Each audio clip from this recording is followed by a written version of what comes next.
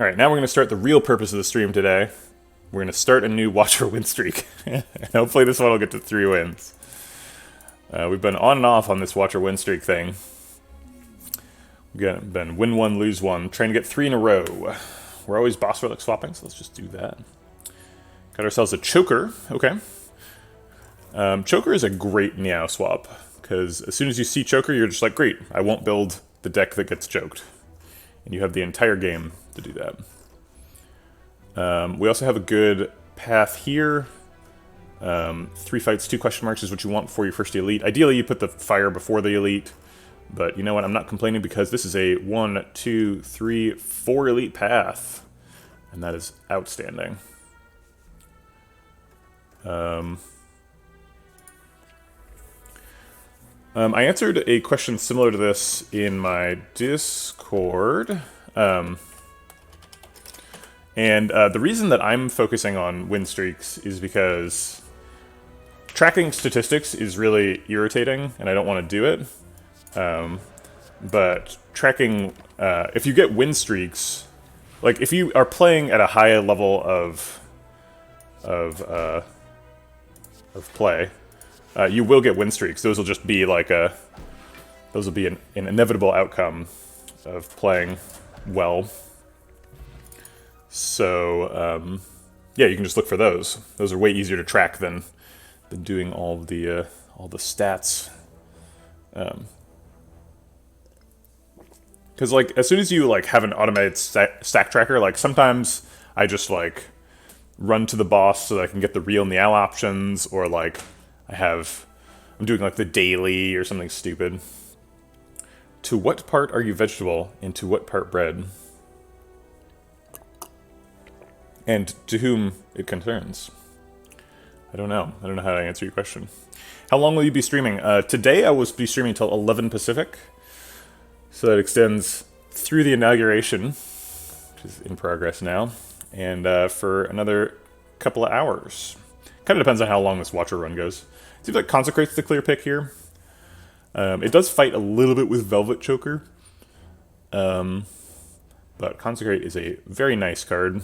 We don't want to be doing stance-changing stuff. That's a path towards playing a lot of cards, and we're a Choker deck. I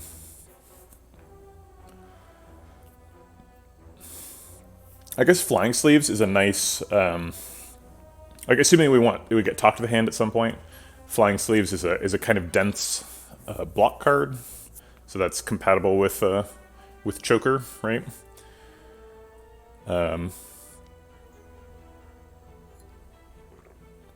I know, right? we're definitely not doing a rushdown combo. That's one thing we know about this deck already. There's no possible way we're doing rushdowns. We might pick a rushdown anyway. We're definitely not going to try and combo it. Maybe I should pick the Flying Sleeves here. But I think Consecrate's the better card. Get some AoE.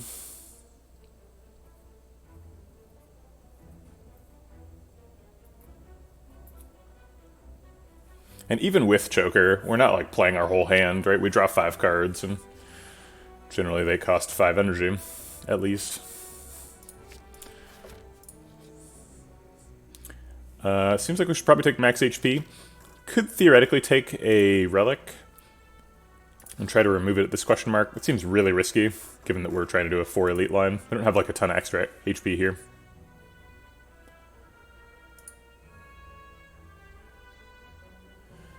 You completed the Sozu plus Busted Crown sealed start. Took you 2 months. Sounds fun.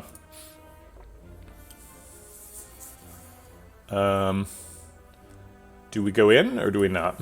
It seems like we probably go in. So this is 24, 33 damage. He would be at 22. We just have to draw 2 attacks next turn. Strike Consecrate. We can miss. We can draw triple defend, Ascender's Bane, and only one of those cards. But if we do that, we just block for 15 and then kill the next turn.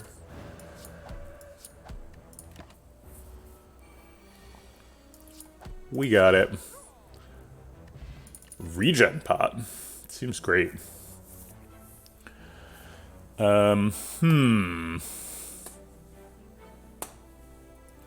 What was the what did you learn in Tournament? How do you win?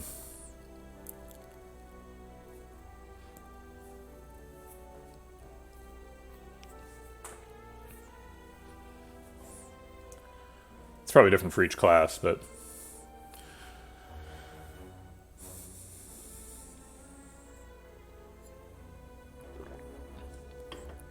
yeah, but you also start with 6 energy, so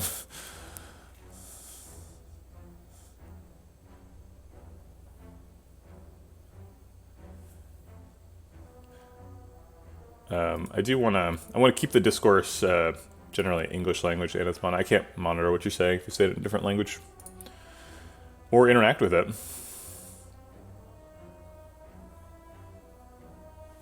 Oh, was it the wrong keyboard layout? Okay. Sorry, I don't mean to be overly aggressive. I just I don't know. Maybe Anna and Spana was starting some shit. Who knows?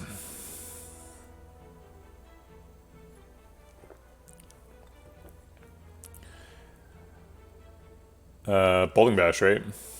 We've already got some AoE answer for Consecrate, and Bowling Bash is more of that. But it's also really good. Second shot at Flying Sleeves. Wave of the Hand is obviously the best card here. Wave of the Hand is one of the best cards in the game for Act 3 and Act 4. Peels off all the artifact charges, clears the way for your top of the hands. But if we pick Wave of the Hand, we die to Gremlin Knob. And if we pick Bowling Bash, we win. So let's pick a Bowling Bash. Early Surprise Shop has a Fear No Evil, a Fasting, Deceive Reality. A lot of good stuff.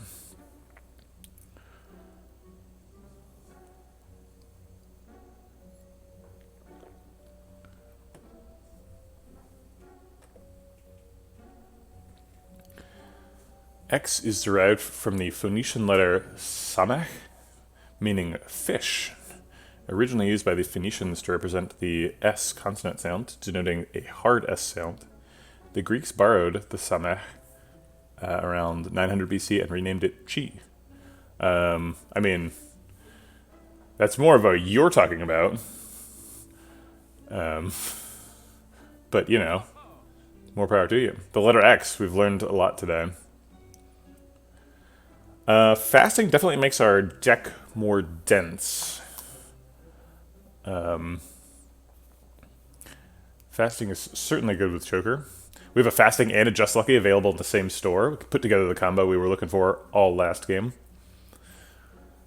Fasting, Just Lucky, Deceive Reality is a pretty decent little store. We can't afford that, though. It's too expensive. In fact, Fasting Just Lucky is barely affordable at 126 gold. Fire Potion is definitely a good pick. I'm a little bit worried about paying money to fill up my potion slots, and then overdrawing a potion. Although we've only got the one more hallway fight before we start spending potions at elites. The problem with fasting decks is they're kind of slow.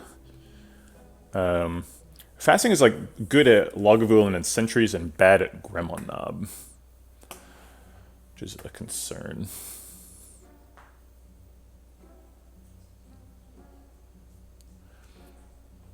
I think I like Fasting Firepot the best. I don't really need to buy a Just Lucky to get one. And Firepot's pretty outstanding. We could buy Deceive Reality instead of Firepot. Fasting Deceive's pretty good.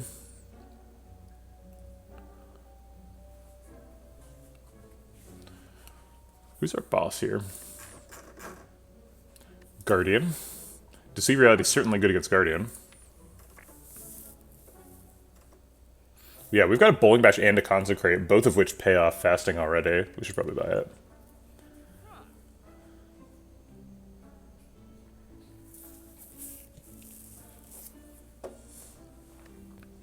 I don't like having a Just Lucky and a Consecrate in a Choker deck. That makes me nervous.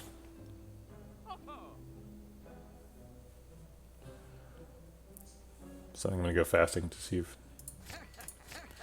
Okay. It's a good store. Develop a Safety and Calm. Do some AoE damage.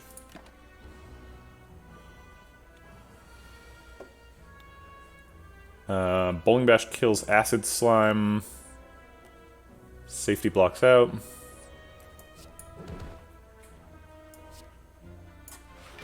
And then defend for 1 health or strike for 4 damage. This is 33 damage next turn, so we already have guaranteed lethal. I'll save the 1 health.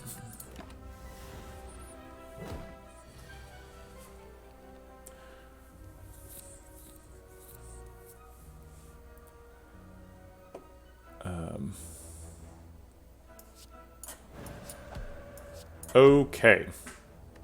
Aha! We did get a potion. We would have wasted money. Second Bowling Bash? You don't say. Inner Peace seems wrong. It's good for the rushdown combos, not good for us.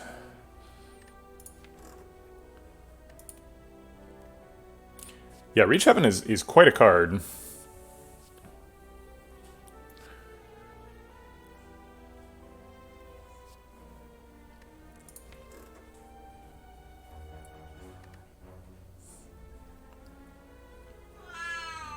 Yeah, you were not wrong, Sir Animal. That's Reach Heaven through Violence is a big chunk of damage.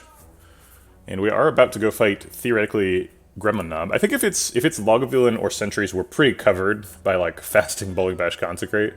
So we should probably focus on Gremlin Knob, but Reach Heaven is definitely the Gremlin Knob pick. How are we against Knob now? Pretty poor. Not very good. It kind of depends on if we fasting turn 1. Boss is Guardian. I'm gonna take a Reach Heaven. Alright, it is Lagavulin. We get a turn 1 fasting.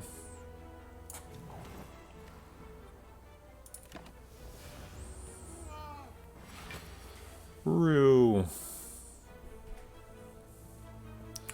I'll just go into Calm and develop a Safety. Next turn we're gonna have all the big attacks, so...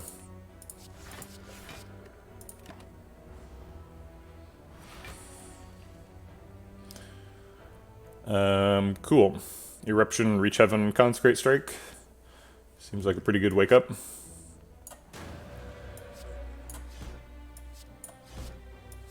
It's gonna be lethal next turn, most likely. We didn't use the regen pot. Maybe we could have. Lagavulin versus Watcher. That is how it works. Second Reach Heaven available. I don't know if we need that much answer to Lagavulin. Cut Through Fate and Follow It both fight with Choker a little bit.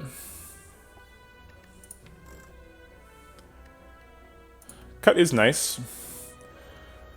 If we didn't have Choker, I would have bought the whatchamacallit, Just Lucky at the shop, and then we'd have a Cut Through Fate, and we'd be looking for a Weave and a Talk to the Hand. But I do have Choker, and I didn't buy the Just Lucky, so Cut would be kind of on its own for that synergy package.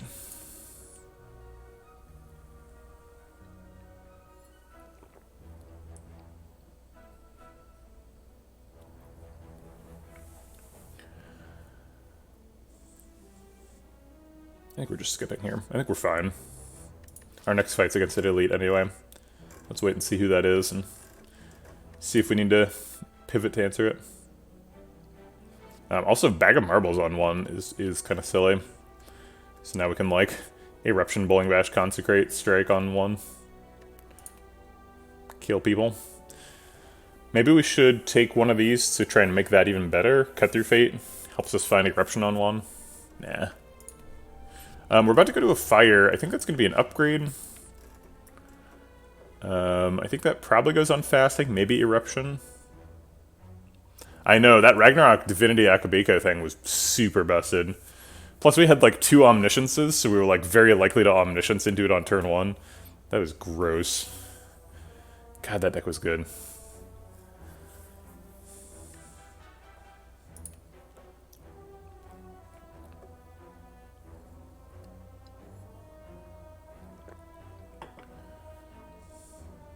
I think I'm gonna skip.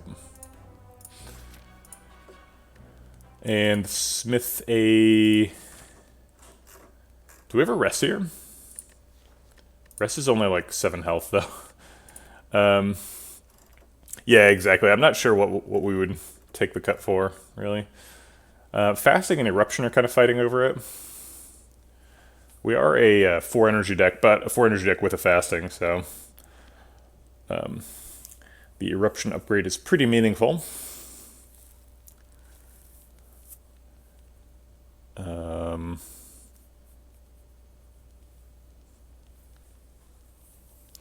Like, if we're not in Calm and we have played Fasting, then Eruption leaves us with 1 energy to play the other cards. We can't even play Eruption Reach Heaven on a turn. But if we haven't played Fasting and we have played Vigilance, then we have 6 energy on our Eruption turn. So we can Eruption Reach Heaven, Bowling Bash Safety or something.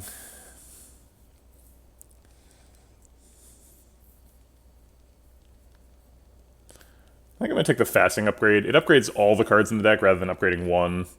And there is always the possibility of Snecko Eye, making the Eruption upgrade useless.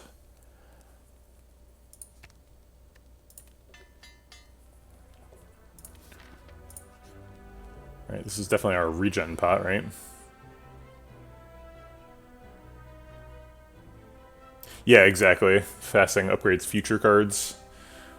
Actually, do we regen pot now? Because this tends to be kind of a short fight. Especially if we're erupting on 1.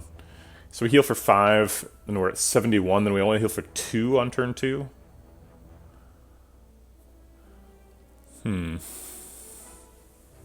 Okay, so this is definitely happening.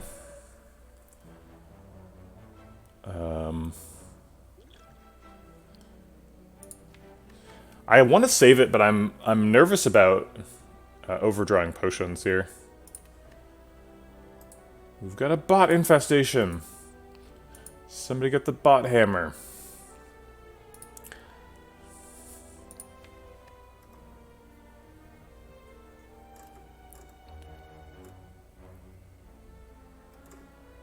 I think I'm going to try to hold it. We might use Speed Pot next turn, possibly. If we draw really badly. Nope. So it's like Fasting Reach Heaven, take 16. And then get lethal next turn. So this regen pot would only be 5 health right now, so I'm not going to use it. I'll risk it.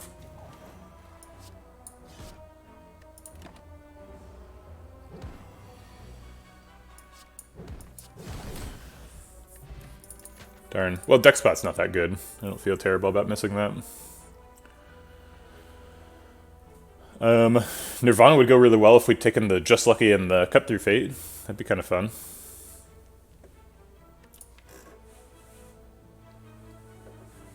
We've got other ways of scaling our block. We've got Fasting already, so I don't think we need that.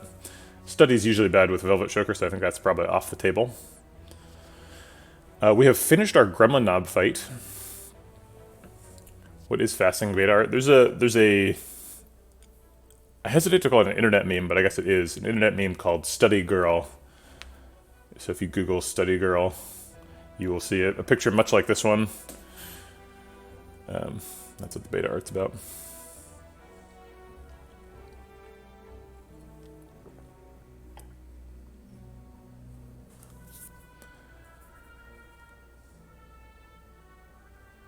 Resisting a donut.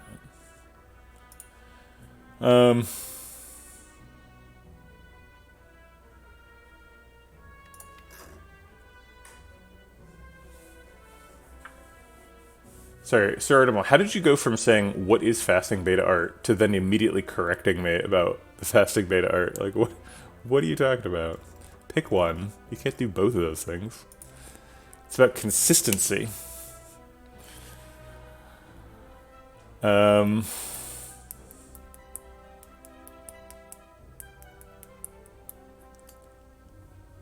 Sorry. Oh, he said, what is Fasting Beta Art? Oh my god, wow. So I'm just an idiot. No donut. That is pretty funny. All right, we'll keep that. Yep, I am the idiot. I can admit that I was wrong. So now that we know we're not fighting Gremlin Nob, do we take Cut Through Fate? Cut Through Fate's good specifically in sentries, because it lets us draw past dazes. I also just don't hate having a Cut Through Fate in the deck, so I think I'm going to add one. Probably should have done it before the Gremlin Nob fight. I'm going to take a deck spot over a speed pot, specifically for sentries again. Deck spot's super good in sentry fight. Pen Nib. I've heard that's pretty good on Watcher. Lagavulin again, okay. Seems rude, but I'm not complaining. Always doing regen pot. Hey, thanks for the subscription, Grizzly Bear. 10 months! Holy crap. Amazing. Thanks for loafing around for 10 months. Dang, dude. That is a lot of bread. Do we, like, wait for fasting here? We can't play Cut Through Fate because that would wake him up. Unless we want to wake him up. Thanks for the follow. Velasius, 1. Velasius.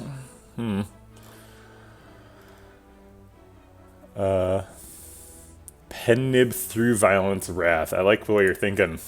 Pennib definitely opens up those sorts of lines here.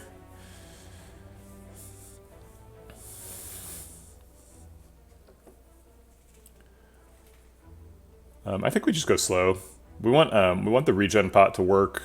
If we use Vigilance now, we can curry the energy for later and set up like fasting, eruption, through violence stuff. No, we couldn't cut because he was vulnerable. Would have woken him up. I guess we're not setting up eruption, but we can wait on fasting and reach heaven. Or safety next turn. Lots of stuff to set up. Looks like this isn't going to be quite as good a wake up as last time. Best case scenario is we top deck eruption next turn.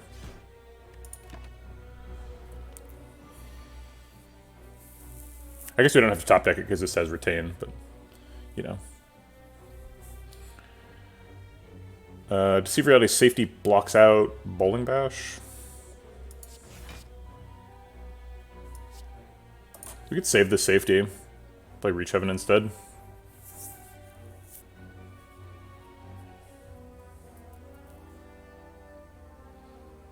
How likely are we to get lethal next turn if we safety Bowling Bash? We put him takes 11, goes to 88. We find Eruption. Eruption through violence is 48 damage, so we needed to find 40 more. The eruption itself is 12, so we need to find what is it? 28 damage. Cuts 14, so strike would do it. Seems pretty likely that we get lethal next turn if we safety Bowling Bash, so I'm gonna use the safety. Is cut 13? Oh, right, because we upgraded fasting. Good point.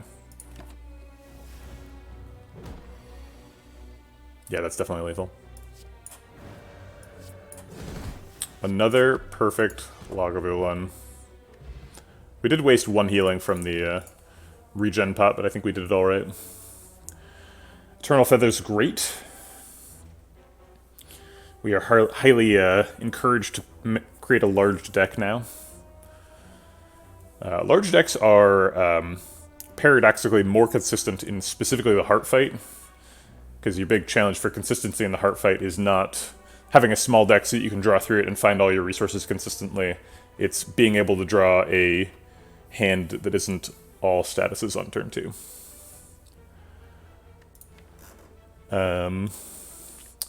Carve Reality gives us a bit of a retain theme.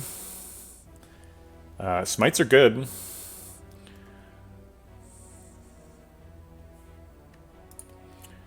It's going through your whole draw pile in turn 1 so that you have a useless hand to turn 2. What do you mean?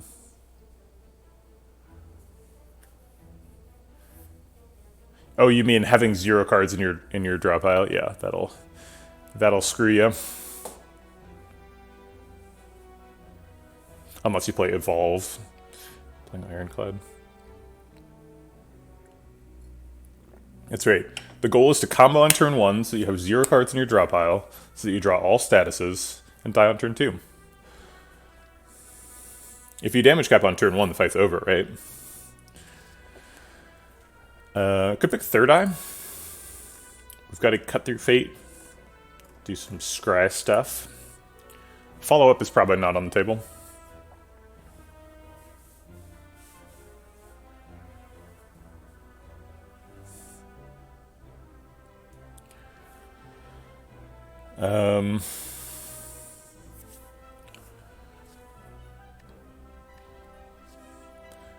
The problem with Carve Reality Smite is, like, often you want the Smite to be the pen nib card, right? But we've already got a better solution for that. We've got a Through Violence for that.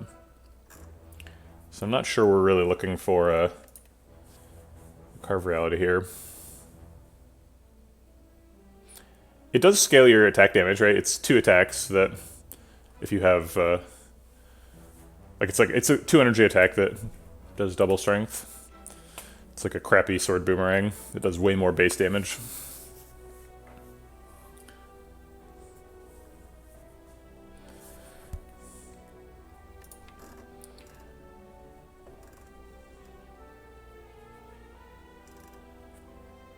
If we pick Carve Reality, would we pick Master Reality?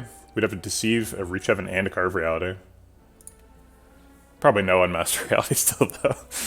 Such a bad card. Yeah, I think I'll take a Carve Reality. It's just strong. No further explanation required.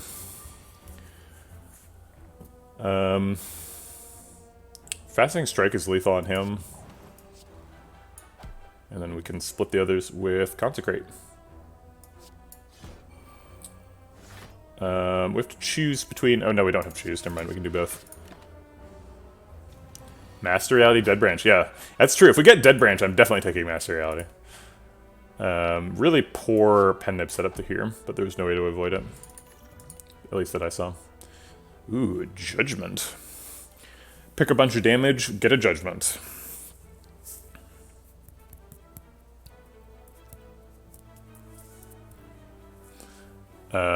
Judged. I mean, Judgment's super good, right? We're only on floor 11. Probably the scariest elite is Sentries.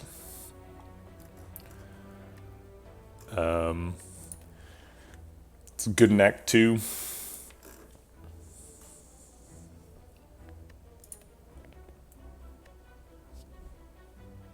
It's up against, like, Prostrate. Prostrate's pretty good with fasting.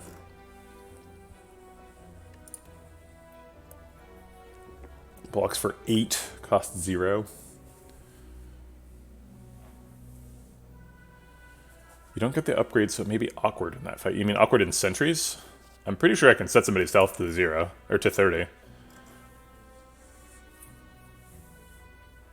It's true, Prostrate is less good with Choker. Haven't had any Choker problems yet. Got some expensive stuff, fasting, Reach Heaven. I don't think it's a huge problem. Pretty happy to take Mantra. I guess, yeah, Prostrate is kind of bad with both halves of Choker, right? Because it's a 0-cost card, so it's sort of on the Choker watch list to begin with. But then also, when you enter Divinity, you get 3 extra energy. If you get 3 extra energy, you're going to want to spend it, and then you're going to get choked. So I guess we're probably not going to do Divinity with Choker. Not that it can't be done, but I don't think we're going to lean towards that unless we have to. So I'll take Judgment. Judged. You see 2 mushrooms. I see 2 judge targets. Cut Through Fate Strike is lethal with fasting.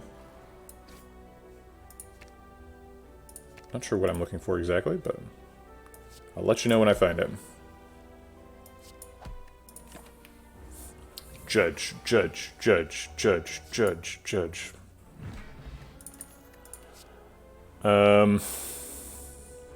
Prey, another card in the Master Reality synergy package.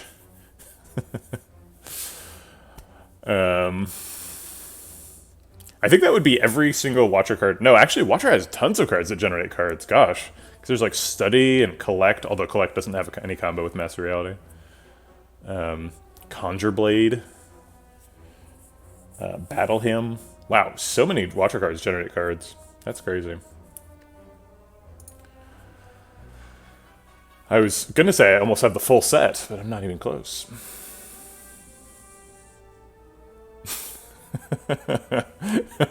What would you change the judge text to, Jerry?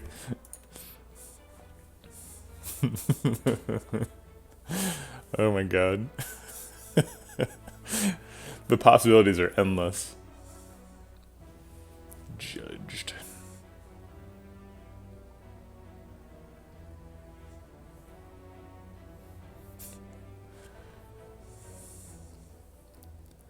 I think I would change it to Boop. B-O-O-P.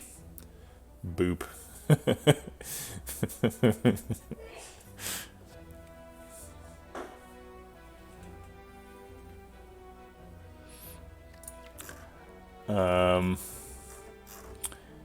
Is Third Eye good enough to pick?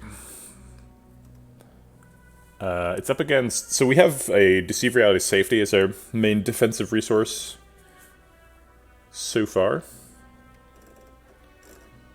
We're going to want to have a large deck because of Eternal Feather. So extra scrying helps us look through that deck and find the fasting. Yeah, I think Third Eye is probably good. Explosive Bot's pretty good against sentries, and sentries are the primary thing we're worried about here.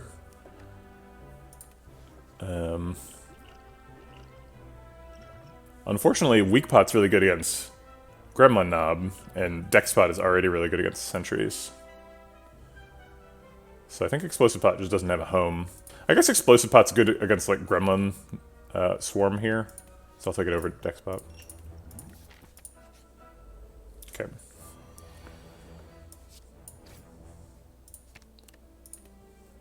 Pretty happy to see a second strike. I'll take that. 5 cards on the choker that turn, getting close. It's gonna happen someday. Is this lethal? Probably not. Eruption, Carve Reality, Smite, I think is the most damage. 6 plus 8. Plus, what would this be? We're weak, so it would be 9, 18. 6 plus 8 is 14 plus 18 is actually lethal.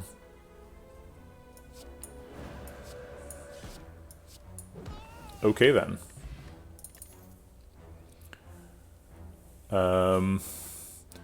Flurry of Blows is clearly out with Choker. Tranquility Protect. I don't think we really need Protect. Deceive Reality, Safety, and Third Eye are good enough.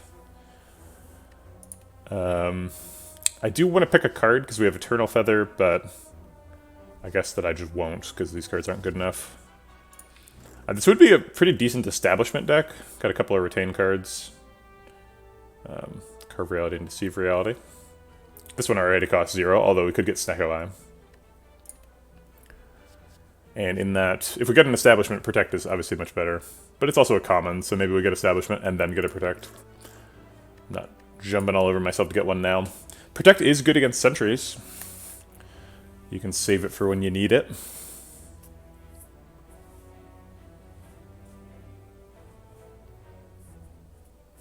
No, I don't think we need that.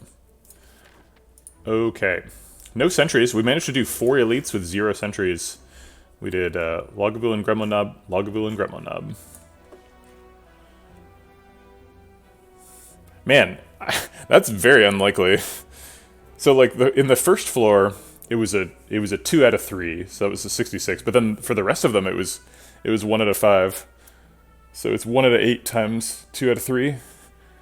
1 out of 12. Wait, that doesn't seem like enough. Yeah, it's 1 out of 12. Huh. Seems like it should be rarer than that, but it isn't.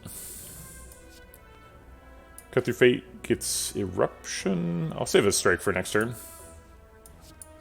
This is fine.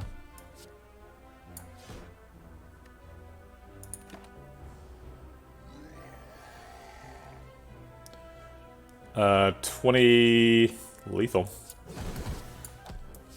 It was even more damage with fasting, I think.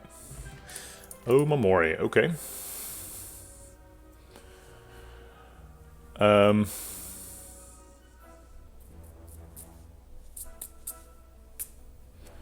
Yeah, we never found Wrath. Still lethal Nob on 2. That's gross. Yeah, Marbles is nuts. Doesn't seem like we need Sash Whip. Inner Piece, Empty Body. Inner Piece helps to draw cards to get around the large deck from the Eternal Feather. Maybe if we had a Tantrum, I would take an Inner Piece. But we don't.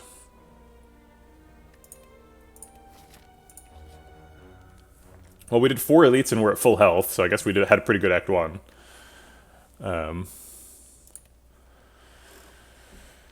Probably upgrading Eruption. Judgment is kind of the other option. Judging people from 40.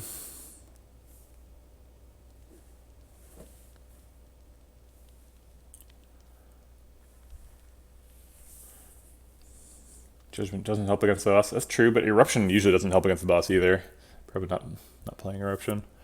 Cut Through Fate helps us draw block cards. I guess Third Eye maybe is the upgrade.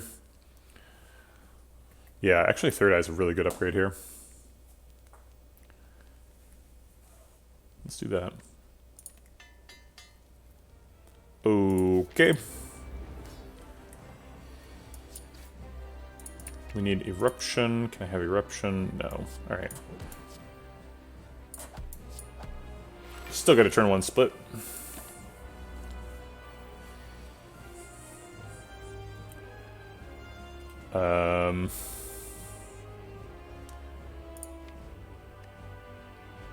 We need to find specifically Fasting and Deceive Reality next turn.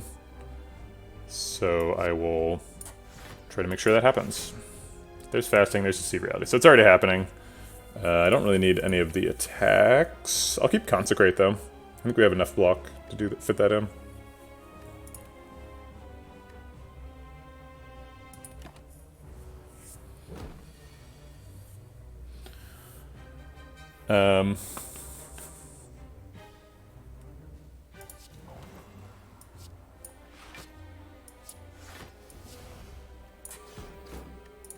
Okay.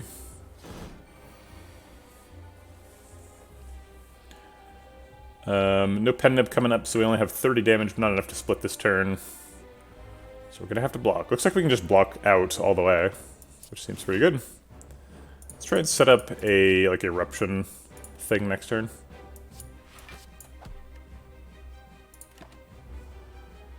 I was planning on using Weak Pot that turn, but in reality I could just block out, so why?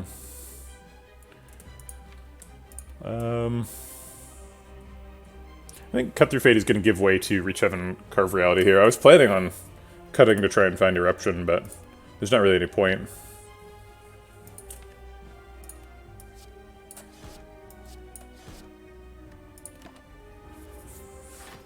He's charged up. What are we going to do?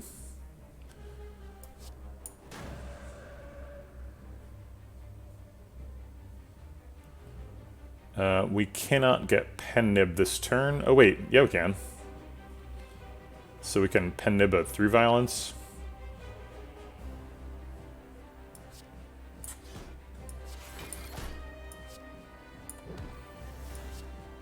Bonk. Set up a safety for next turn. Get choked for the first time in the run.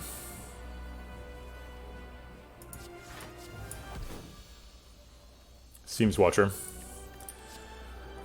I'm gonna go to the bathroom real quick. Be right back.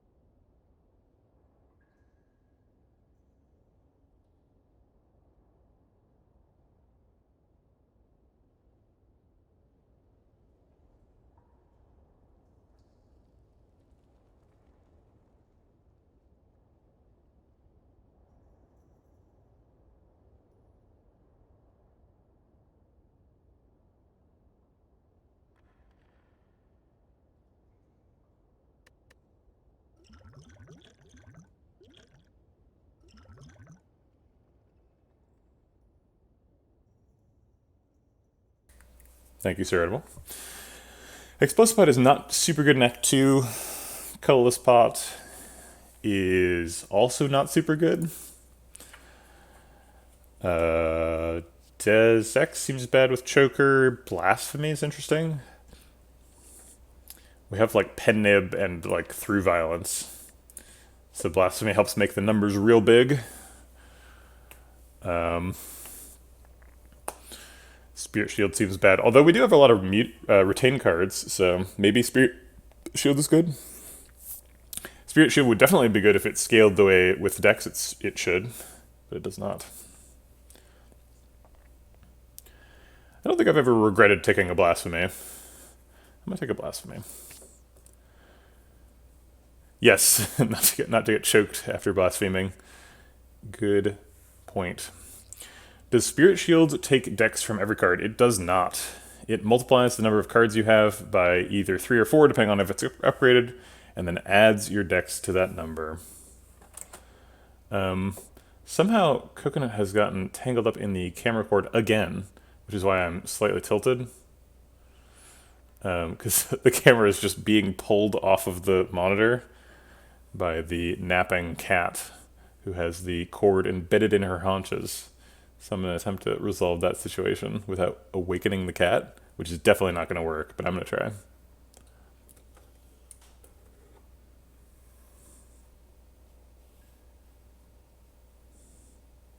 Sorry, Coconut. You did the thing again. Let me move your foot. There we go. Why do you keep doing it? I don't know. Colorless Pot says 20 gold. Not if we get that Master Reality. Then it's 25 gold.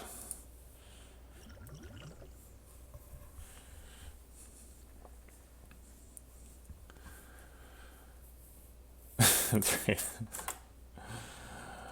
I'm sorry for waking you up, Coconut. Yeah, that's true. That was very mean of me.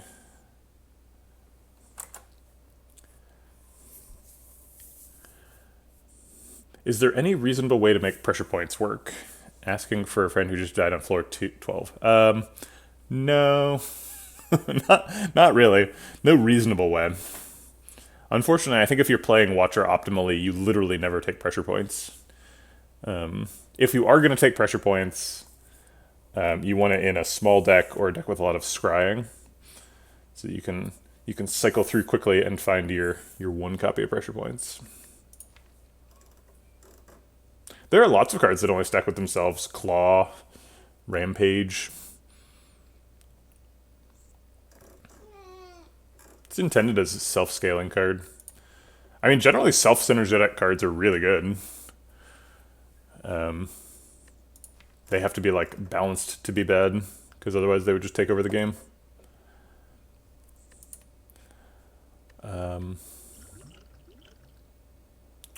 I'm going to regret throwing away this Explosive Pot, but I'm going to do it. Okay. Well, these are all energy relics, which seems good, because having more energy is good. But we have a choker, so the more energy we have, the more likely we are to get choked. Driftberry is especially good here because of Eternal Feather, which someone 25 is pointing out in chat, I presume. Fusion Hammer is usually good with Watcher because Watcher has access to Lesson Learned. We would need a couple more upgrades to make that good here.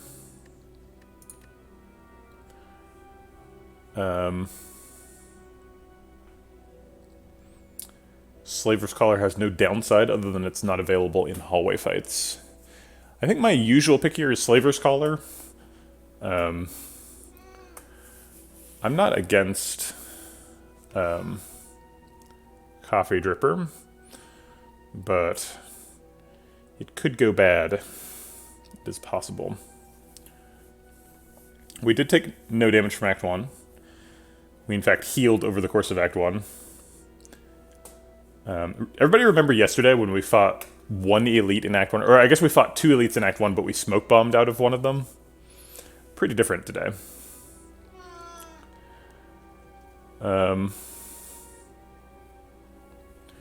Dripper and Shop for Fasting. Yeah, Dripper is pretty reasonable. What is Vegetablebread? Dude, it's a question I ask myself all the time. Talgic.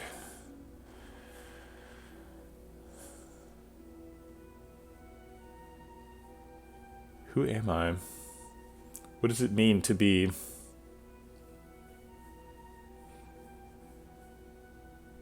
It's really an epistemological question, if you think about it.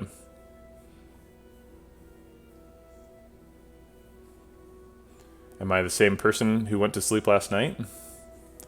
If I travel through a Star Trek teleporter, am I still me? Or am I a new person? I don't know. It's not really easy answers to those kind of questions.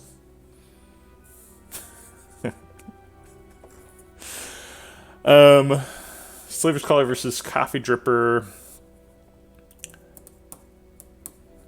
I think that I like Slaver's Collar because we're good at hallway fights already, right? We have like a Blasphemy, and actually we have a Blasphemy and a Judgment. Those cards are really good at hallway fights. This card is not good at hallway fights. Fasting, too slow.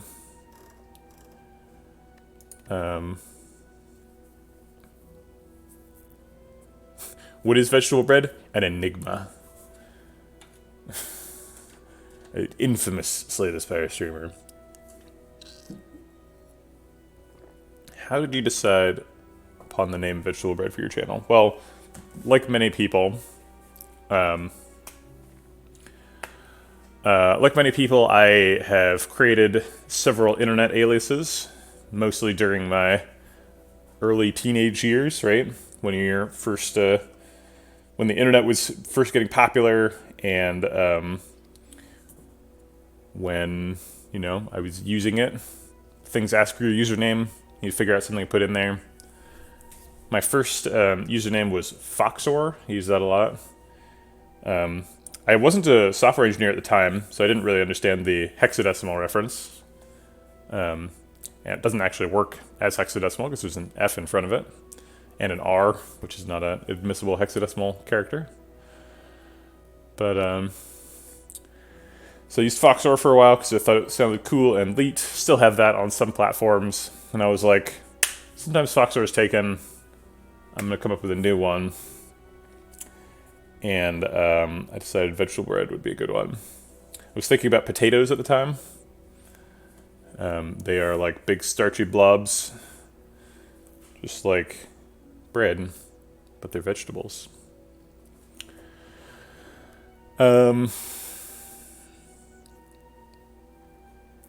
Okay, so if we take Slaver's Collar and Get Punished, we're like dying in a hallway fight. If we take Coffee Dripper and Get Punished, we are getting beaten up and are unable to heal, and we sort of die to attrition.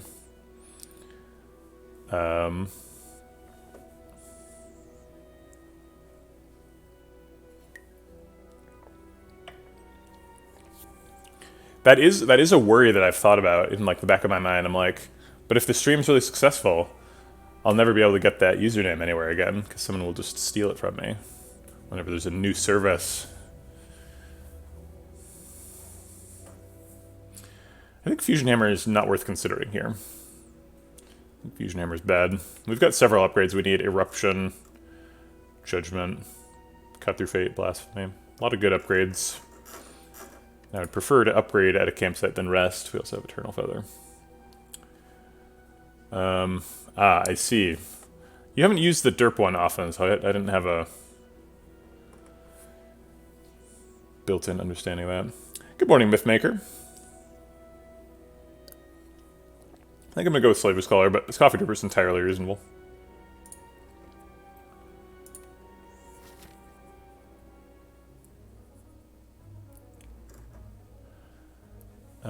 We could go to an early shop and do our Mega Elite. That's a 2 Elite line. The only 3 Elite line is to switch to a different seed, because there aren't any. 2 here, 2 here, no follow-up.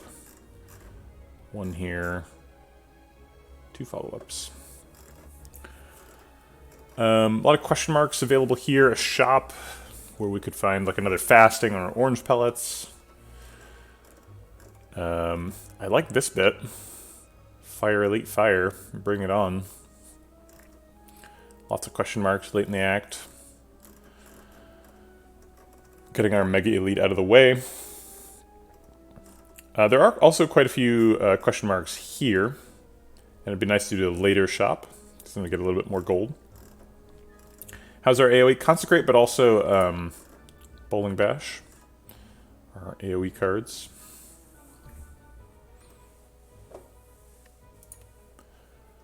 I think I'm going to go for the Mega Elite and the shop.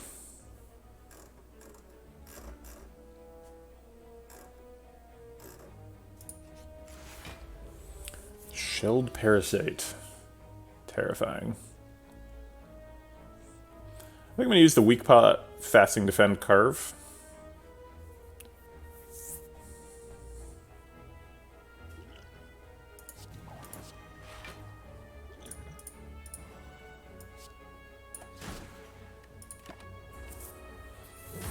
You had a run with Sadistic Nature and Venom, Riddle with Holes, and Terror yesterday. Died to a Snake Plant.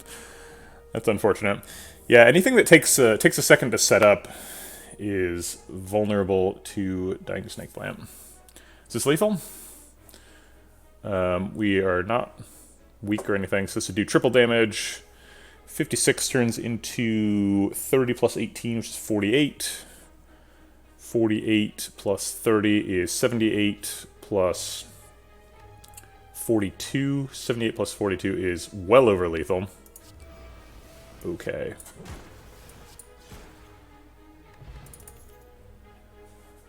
Mental Fortress is not particularly good with Choker. We don't want to be changing stances several times a turn. Seems scary.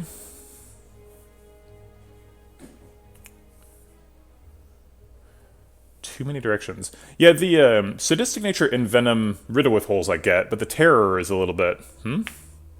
I mean, Terror is a good card. Don't get me wrong. Didn't get quite as much out of that Weak Pot as I was hoping. I thought that fight was going to go on a couple more turns. Ended up only saving 6 health. Flying Sleeves for fasting.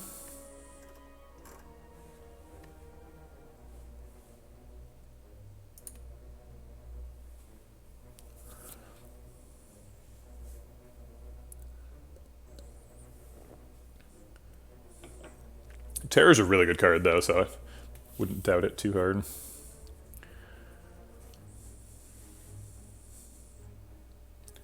Yeah, exactly. Terror Plus in particular is like, all it costs you is a card draw to make somebody vulnerable for the rest of the fight.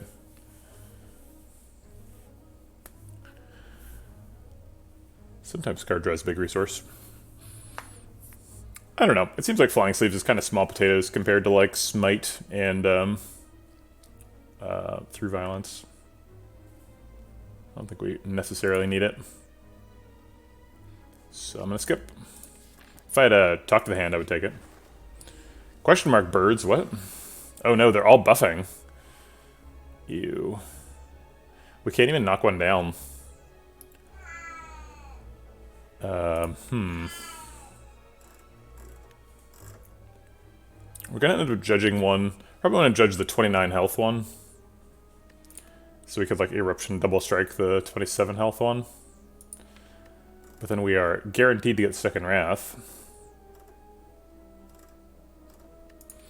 Could just Vigilance double strike one. Not really much point in being calm if we've already used Eruption because there's no other Wrath Hunters.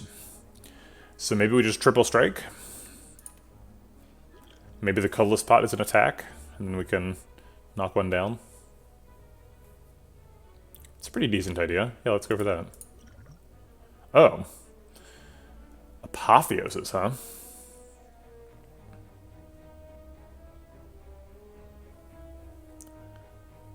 Well, okay then.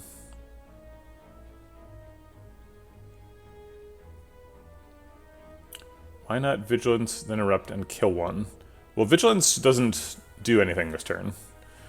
Is the problem with Vigilance. So this lets us play 4 attacks. So we would do the same damage with and without Vigilance. It just gives us 2 extra energy.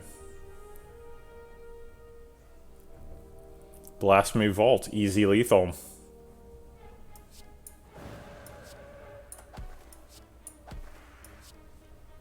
Oh. Well, now he's the whatchamacallit, target judgment.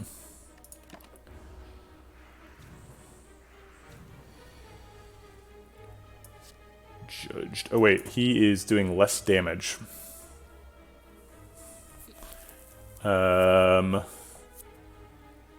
So max block is like Third Eye, Deceive Reality, Safety, Judge. 9 plus 7 plus 12, so 16, 28.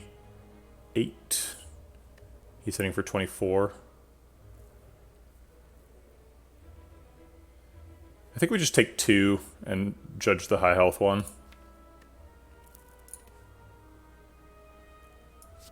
I guess I'll Third Eye first and see what we're getting next turn. Actually, Bowling Bash Blasphemy should get lethal next turn, even on the high health one. Oh, good point. So we can judge the high health one and then Bowling Bash now for lethal.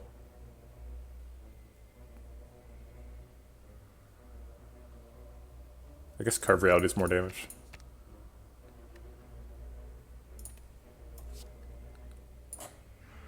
Judged. Okay. Empty Mind seems unwise with Choker. I just realized we have Choker and Collar. Got a lot of stuff around their neck.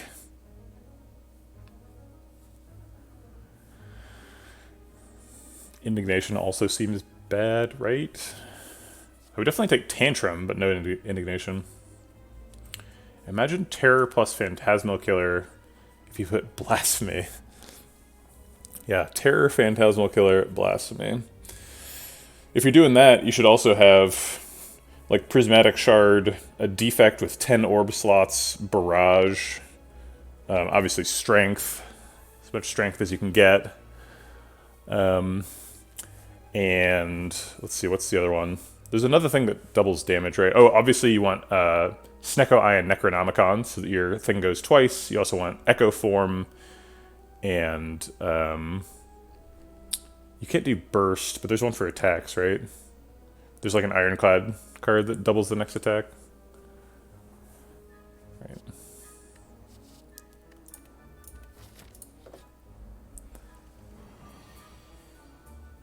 I'm sure I missed something.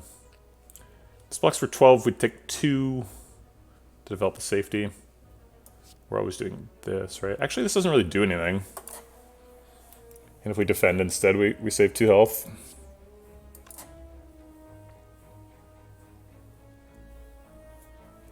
Yeah, Akabiko, obviously. Well, it applies once, but if you're playing Barrage and you have 10 orb slots, it applies 10 times, right? So it applies to the first Barrage, just not the subsequent ones.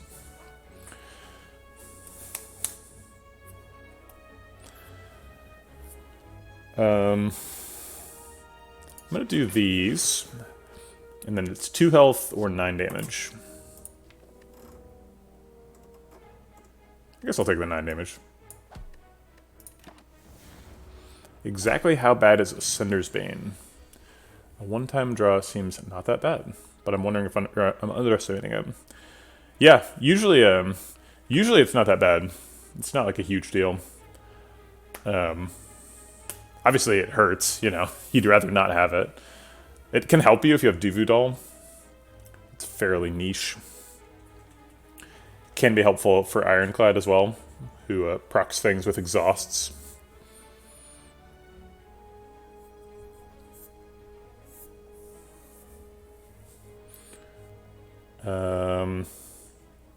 Fasting double attack seems reasonable. We can't, like, fasting attack Judgment, right? Or, like, double attack Judgment? No, we can't.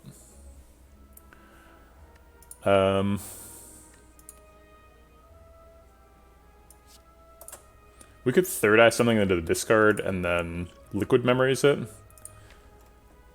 And if we hit Reach Heaven, Then fasting doubles, fasting strike. No, because in third eye would need an energy. Yeah, there's no way to do it. Okay. At least we got to the 20 damage breakpoint.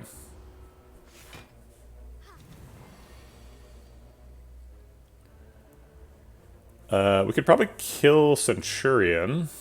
We could Liquid Memories the Judgment now. I think I'd rather just block.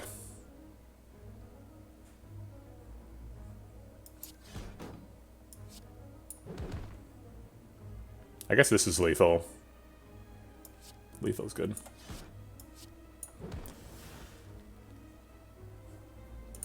Cut through fate. How happy am I with this hand next turn?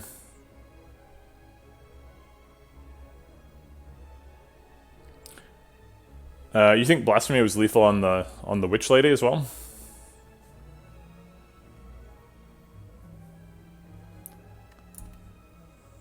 Mystic. I think Cut Through Fate is not worth playing here.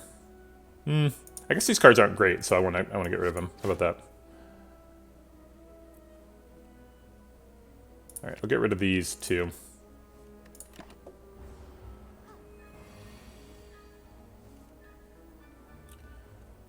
This seems pretty lethal. Eruption 13 plus 18 is 31 plus 28. Yeah. Oh wait, yeah, we have enough energy. Oh, I forgot about the pen nib. Shoot. Hey, Pixel Noise. Yes, I do like Boswick swap on Watcher. I swap every time.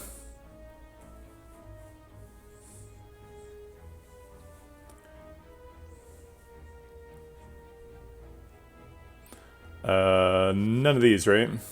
Evaluate is another Watcher card that generates a card. I didn't even list that one earlier when I was trying to list them all. We don't have a Master Reality though, so we're not like we don't actually care about that. I would hesitate to say Boss Relic Swap is correct on Watcher. I definitely think it's very strong. There are probably seeds where it's not correct. But I don't know what those would look like. And it is possible that everyone in the Slay the Spire community is playing Watcher wrong, and there's actually a stronger way to do it. Who knows? But it's really good. The Watcher starting relic is just not that strong. One miracle? Meh.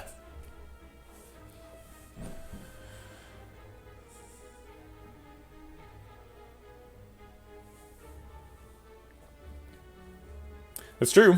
It is definitely a higher variance than some of the other options. But even if you get Tiny House, like, doesn't that just give you like an extra card reward right at the beginning of the first act? Like that helps you snowball. And what makes Watcher strong is not the starting relic, but the starting deck. Eruption Vigilance is insane compared to the other classes. Yeah, exactly. But maybe if you get Tiny House and you only have like a 2 elite path, you end up too weak. You have a question. If Pixel Noise FM is outgoing and fun, would Pixel Noise AM be more of an introvert and news-oriented type of guy? Actually, no. So if Pixel Noise FM is like, you can find him on Twitch, you can find him doing a podcast. Pixel Noise AM, you can only find like in a grocery store. Like you always encounter him in person. They're the same sort of person. They're both outgoing and fun. They're just transmitted over different means. This is amplitude modulation, Pixel Noise.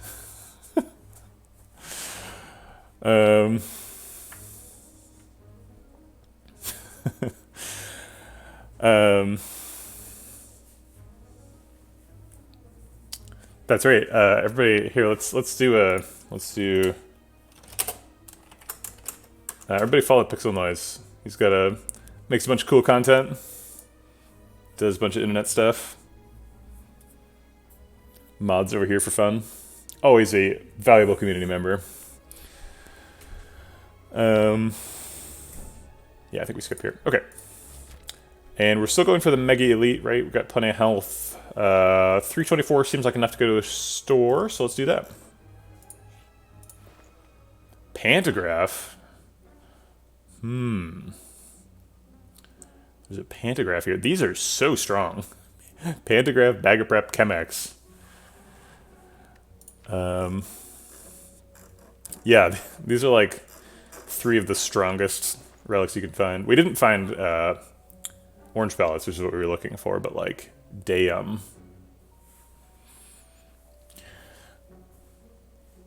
Wheel Kick, Hand of Greed. We can't afford Bag of Prep, Hand of Greed, which would be nice. You say bags for sure, but are you sure about that? I'm not so sure. There's also an artifact pot, which could help us with our fasting debuff. Ooh. Cool. I'm on a podcast. I should tell my mom. She can go listen to the podcast. Pretty sure that's what you're supposed to do, right? Ooh, there is a pressure point. It's a great point, Mythmaker. If we buy Bag of Prep and Ancient Pot, can we afford a card remove? These cost 153, so it'd be 318, so yes.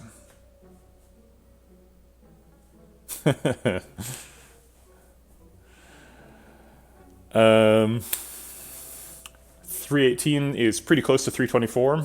Makes it seem like it's pretty good. It's efficient.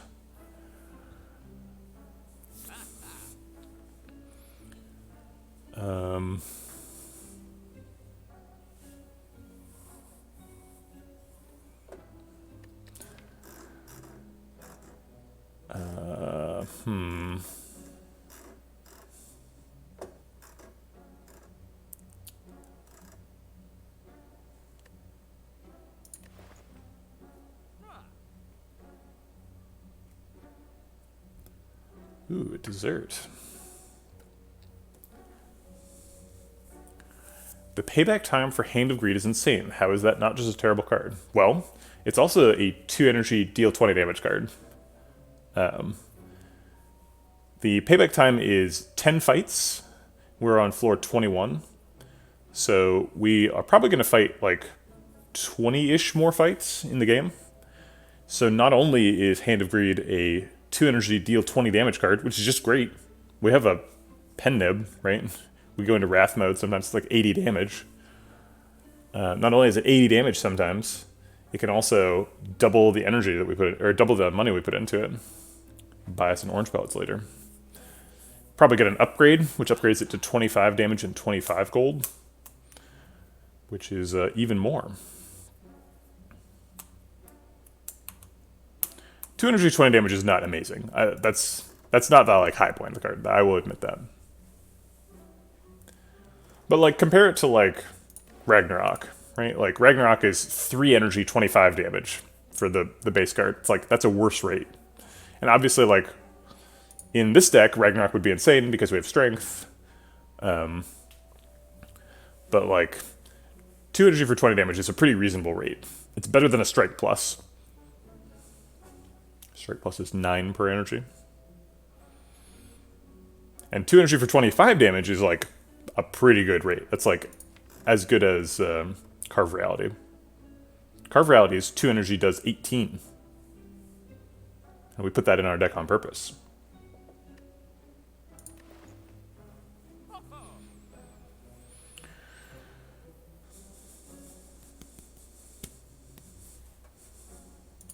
Is that literally Carnage? Huh. Carnage gets more damage on the upgrade. Yeah, I'll pick a Carnage. Carnage is a good card.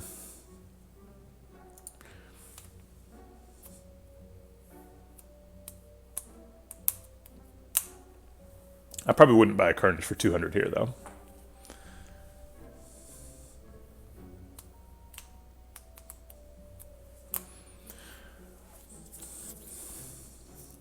What if we did Bag of Prep, Ancient Pot, Wheel Kick instead of the card remove?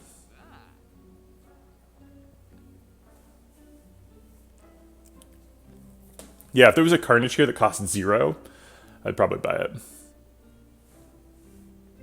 That'd be a fun Slay the Spire card, just like a a card that's where the text is whatever, like two mana, deal 20 damage. This card is free.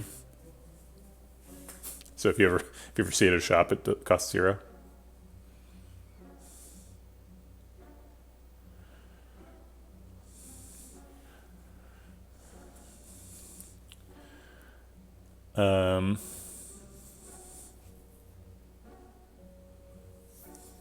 Okay, so what's the best? What do we do if we pick Pantograph? We would have 56 gold left over. That ain't much. You could buy a strength pot.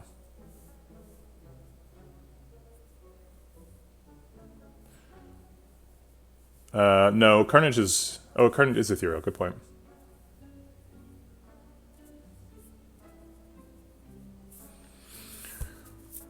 Yeah, it doesn't seem like we can do much if we pick Pantograph.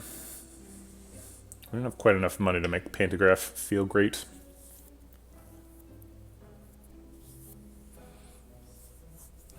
I don't think Pantograph is ever overkill. You very rarely get through the first boss fight of the end of Act 3 at full health, and Pantograph heals you for both boss fights. Also, like, the Act 4 elites frequently do damage to you. Healing right before the heart is super good. Pantograph is busted. It's true, we could Pantograph pressure points. Great point. Another line we haven't considered is we could do Bag of Prep and Chemex. The Chemex is currently speculative, so it's probably not right. Also, the X-Cost Watcher cards are like the worst X-Cost cards. So we should probably just not consider Chemex. Also, we can't afford it. Minor problem. Alright,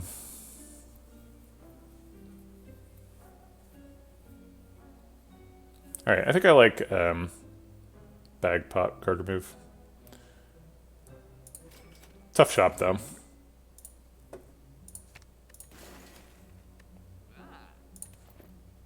We just got a lot more consistent. We draw 2 more cards on turn 1 and we removed a strike. Super good. Snake Plant.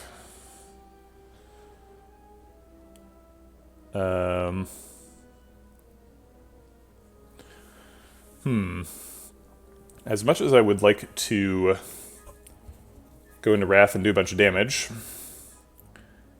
it seems like I don't have enough energy to kill him. So we could, like, Reach Heaven, Carve Reality, Cut Through Fate.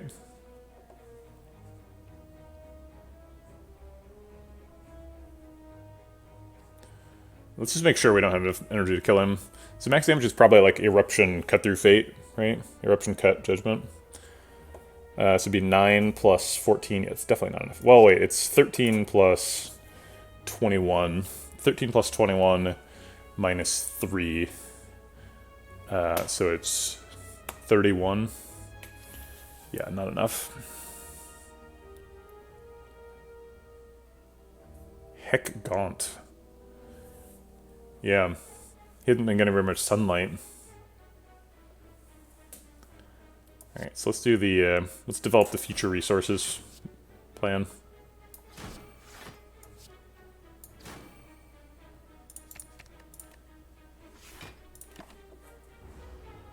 Let's try and draw the through violence. Gross.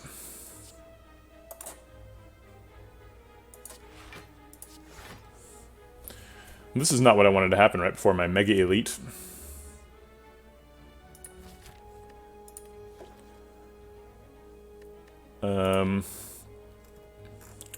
We could pull Vigilance out of the discard pile with Liquid Memories. Or Third Eye. Third Eye blocks for even more.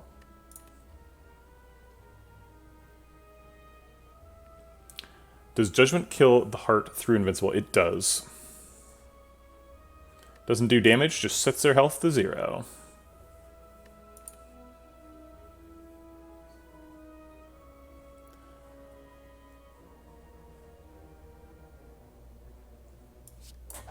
Alright, I think we're just going to take our 18 damage. Probably get lethal next turn anyway. Fasting, Blasphemy, through violence. Smite.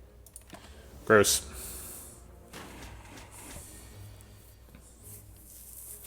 We drew all the cards. Is it lethal?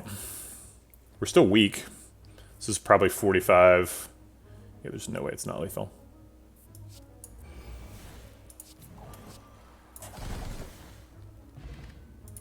Cultist Potion. Second Fasting. Whoa.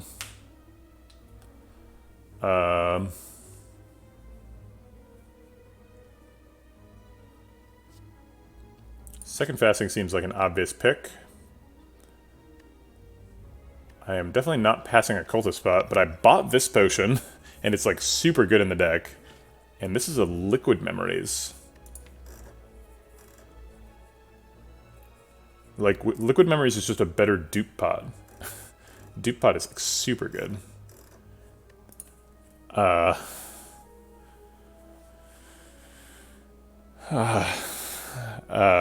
on a second.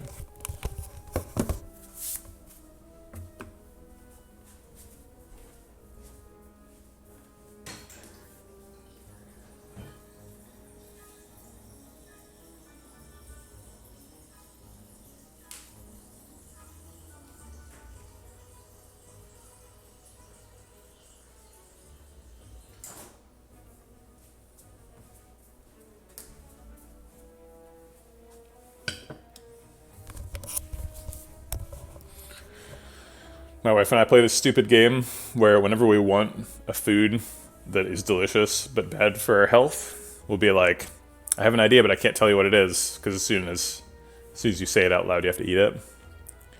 So if I want to eat like pizza or something, I'll be like, I have an idea, but I can't tell you. And this morning, my wife proposed donuts, and we did not eat them. So I was just role-playing for this fasting run, turning down donuts left and right. Donuts? No. Can't have those. We even, like, found the place near our house that has donuts, but we didn't go there.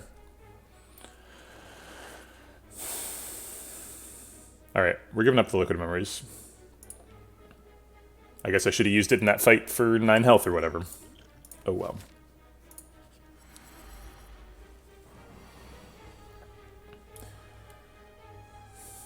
Yeah, all that really matters is you feel good about yourself, right? That's the important part.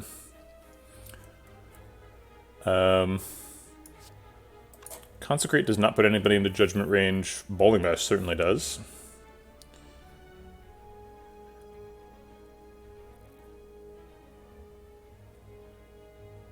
I don't understand the proper way to use Artifact. Here, I'll show you. So we're going to drink this Artifact Potion. Then we're going to use this Fasting. Now we just have permanent stats and no energy down.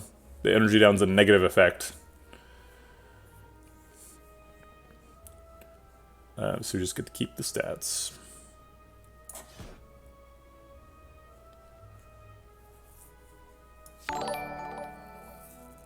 Thanks for the subscription, Sum125.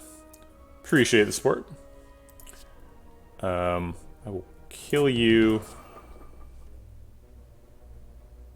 Judge you. And then block before I get choked.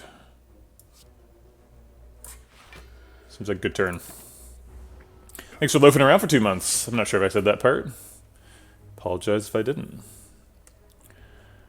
26 plus, what is this going to be? 14. Oh, it's still going to be 28. 26 plus 28 is 54.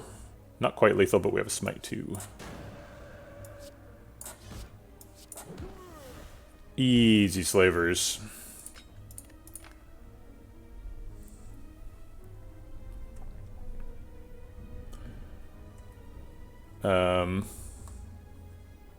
Yeah, there's a lot of weird mechanics with Artifact, so it's hard to like spell out exactly what it does, because what it does is very complicated. The interactions with temporary stats are the most important.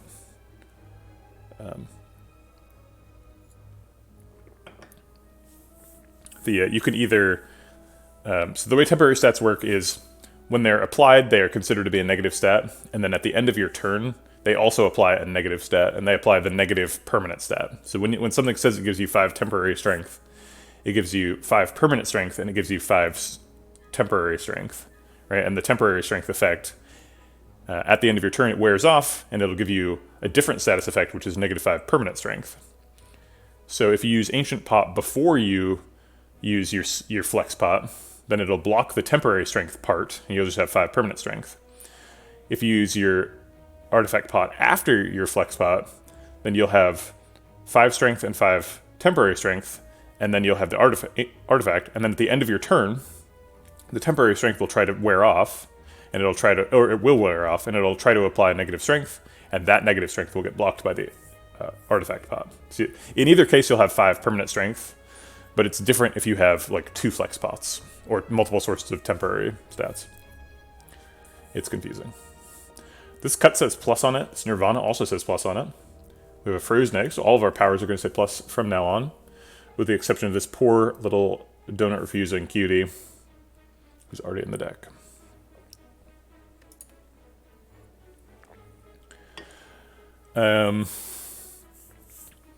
Reach Heaven also theoretically here.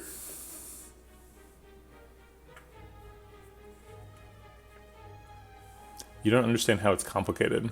Debuffs are nullified. I mean, I think what's really complicated is what temporary stats mean behind the scenes. It's not that complicated once you know how it works, but if you don't know how it works, it's like, what's happening?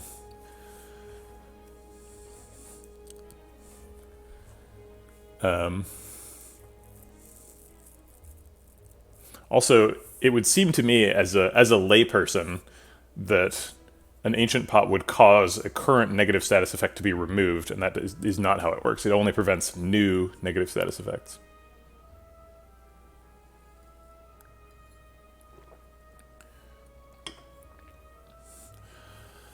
I don't know. Nirvana's just not good enough, right? It combos with Third Eye, which is nice. Cut Through Fate. It helps Choker, because it lets our cards do more stuff. But the deck is kind of slow to set up already. Got 2 fastings. So picking Nirvana just makes us even slower. I think I'll take a Cut Plus, though.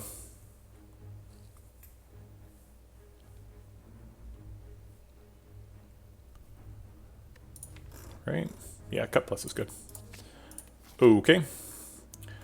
Now let's go ahead and hit an extra question mark. We're looking for like Study here. We just got a Frozen Egg, so lots of good options from Study. We can take 2 transforms.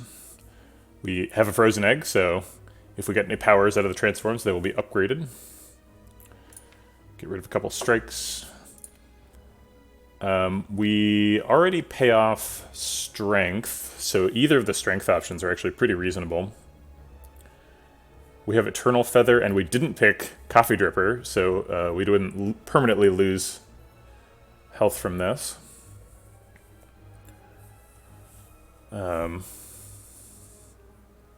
Yeah, exactly. The real power of Artifact is not for blocking enemy debuffs, although blocking the Heart's Vulnerable is a big deal. It's for blocking your own debuffs.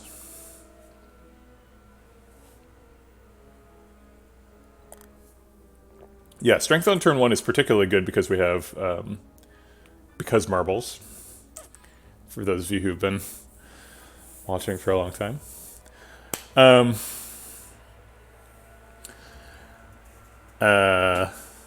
And because of Orange Pellets, right? Because if we get Orange Pellets and we can like trigger a fasting Orange Pellets on 1, that gives us a tremendous amount of strength.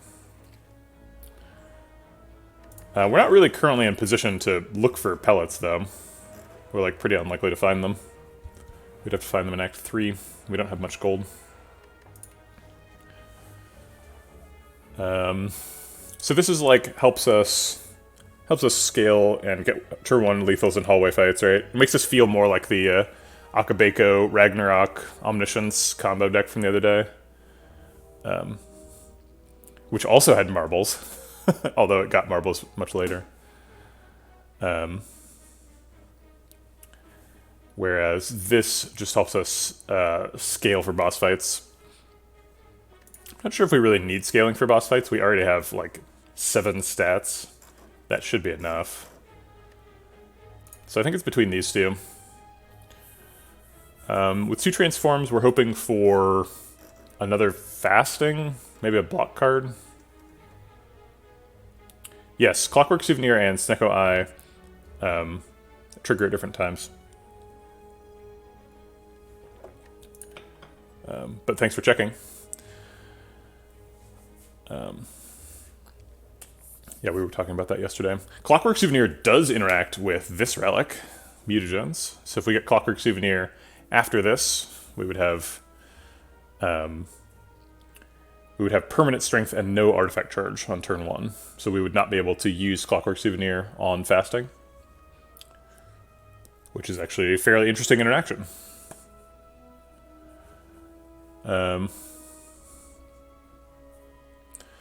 It is a free Fulgura, but I would much rather have a free full, like, Fulgura plus a Vajra plus 4 oddly smooth stones, right? Like, having fasting with no downside is pretty insane. I guess it's not free, right? Because we have to draw it and pay 2 for it, but still. 2 footwork pluses. Plus something that draws a card for 0, ...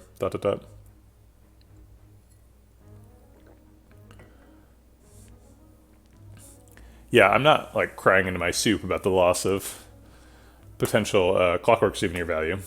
That is clear. I'm just trying to think of a reason to pick 2 transforms, right? There must be a good outcome there, right?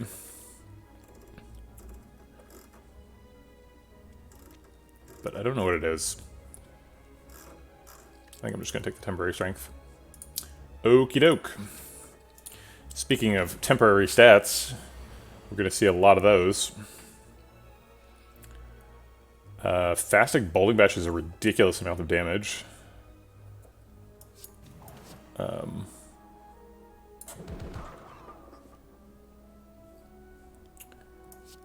We can cut and then judge if we do it on him. No, actually not. Right? Because 21 puts him at 32.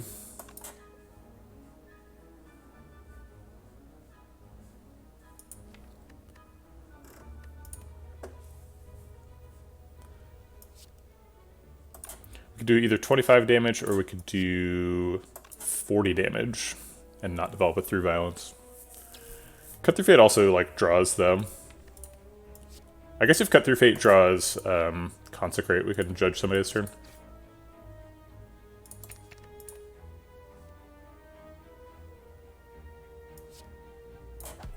Okay.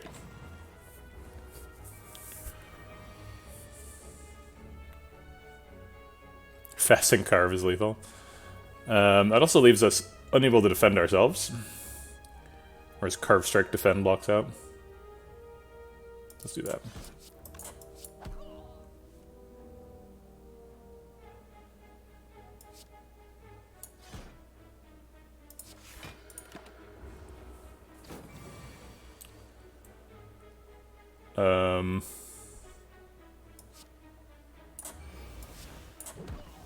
Okay. Pen Nibs on 9. Seems good. It's our third pressure points we've been offered. Always like to keep track of that. You never know when the pressure points build is going to pay off. Foreign Influence is kind of nice for proccing Pendib if it's upgraded. It is not upgraded. It's kind of a bad card for Choker, too. Sands of Time would be good if we had an Establishment. A couple of good things with Establishment. Blasphemy Plus. Carve Reality. Not Reach Heaven. Deceive Reality. Probably not enough to pick an Establishment, though. And definitely not enough to pick a Sands of Time. Tamaru or Sapphire Key. Go into Divinity the slow way. We don't currently have any support for that. I'd rather take a blue key, I think.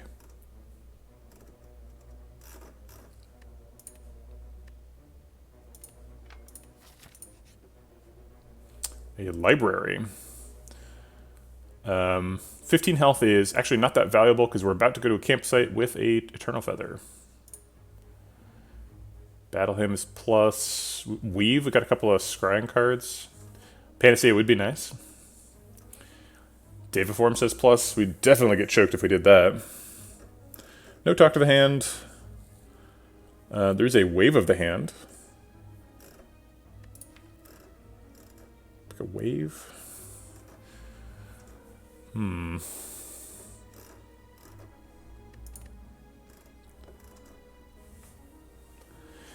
Sanctity.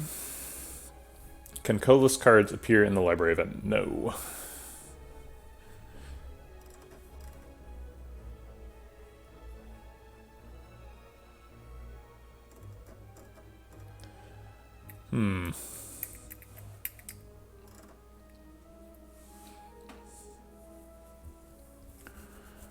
Well, I don't think I want Mental Fortress, Battle Hymn, or Deva Form. So the Frozen Egg kind of struck out.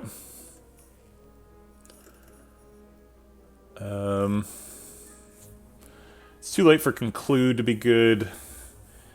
I could pick a Weave, but that just gets us choked.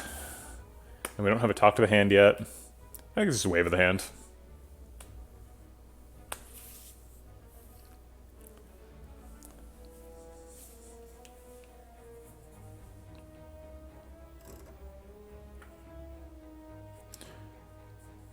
I'm not crazy about Wave of the Hand, though. Maybe it's Halt. Halt's pretty good. No. I don't... I mean, Battle Hymn's okay.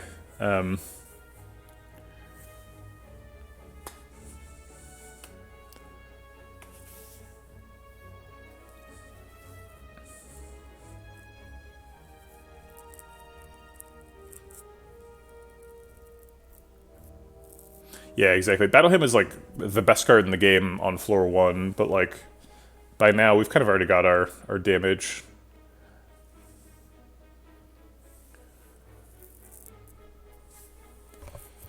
Gosh.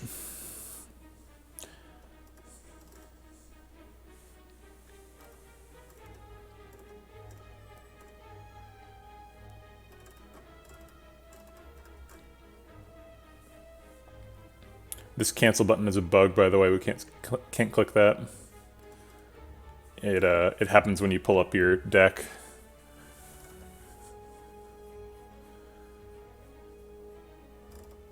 But you're not supposed to be able to skip this event. Once you click read a book, you have to read a book.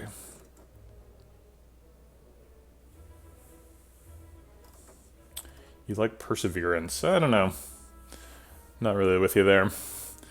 Perseverance takes a lot of investment to be worth it. Whereas, like, if I was gonna pick a block card, I'd pick Halt, because Halt scales with decks, and we have a lot of decks.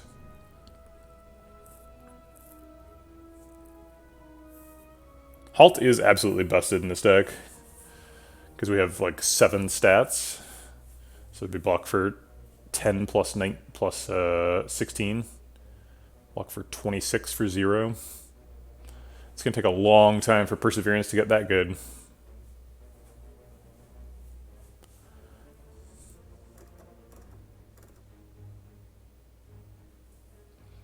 Yeah, we're going to get a Tantrum later, ideally. Another card that doesn't appear here. I think it's Halt versus Wave, right? I think it's probably Halt, actually.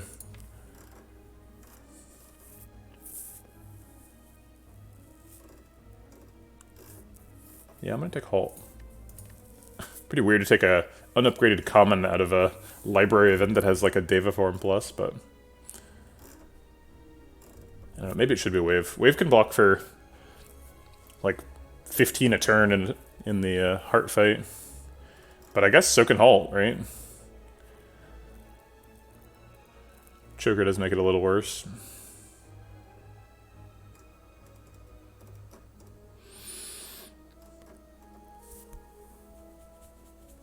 We haven't had huge problems with getting choked, but the more cards we pick like Halt, the more we will get choked.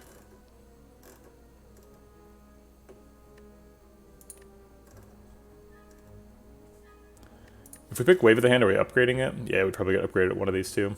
Alright, I'll pick Wave then. Wave Plus is so good. We can pick up a Halt later.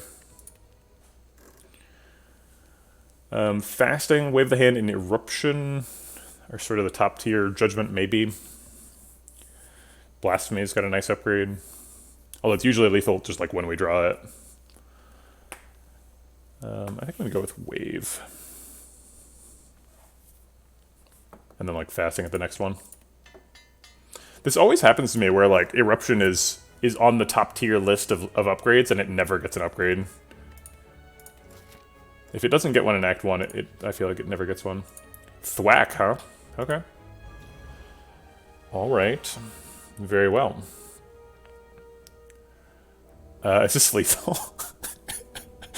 I feel like Blasphemy Consecrate is lethal, right? This is the silliest shit. Watcher, what are you doing?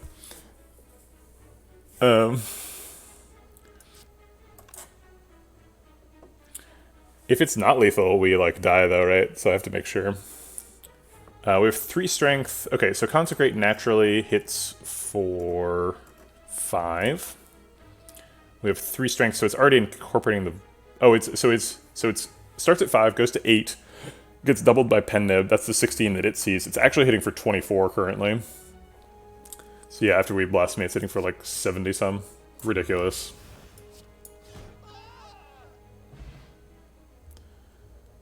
Victory. Obviously. Let's do a Cut Plus. Is this lethal?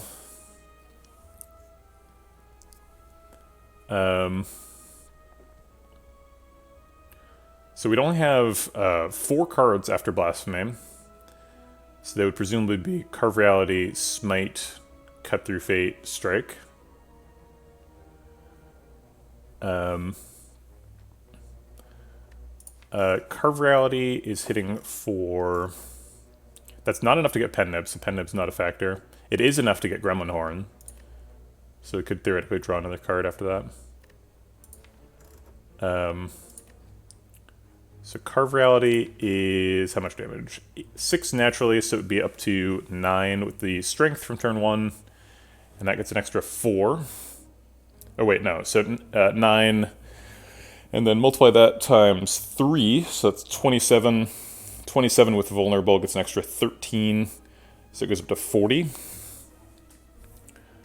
So it's 40. It seems like it is lethal. 40 from that, and then the Smite is going to do... Let's see, what is Smite? Smite is 12... So it's 15, triple that's 45. So it gets like an extra 22. Goes up to 67. So that's enough to kill Taskmaster. Yep, it's lethal. Holy crap.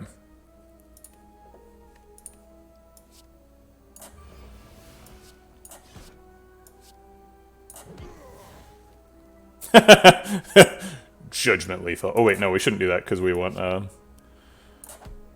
Pendant value. Jesus. Watcher, you crazy. Molten Egg and a Frozen Egg now. Yeah, we won both halves of Thwack on the first turn. Thwack me. Thwack you.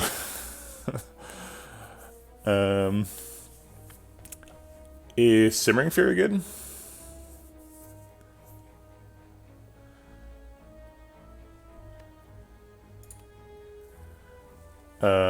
I want it to be a Tantrum. I want this to be a Tantrum and a Rushdown. Hat Crab Zombie. The old Twitch staff badge. That's pretty cool. That's a cool badge. Consecrate Plus is kind of an option. I think we're a little bit worried about getting choked. We're getting to that point. I think Simmering Fury also gets us choked. It would be nice to have another Wrath enter, and I do like Simmering Fury a lot. We've only got the one Calm enter, so it's not like we're going to be entering Calm and then Simmering Fury much.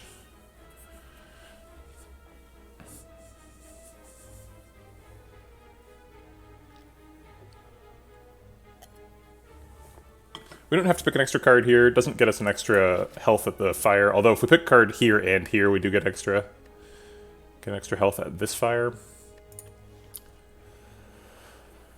Maybe we just take Crescendo if we're looking for another Wrath Enter.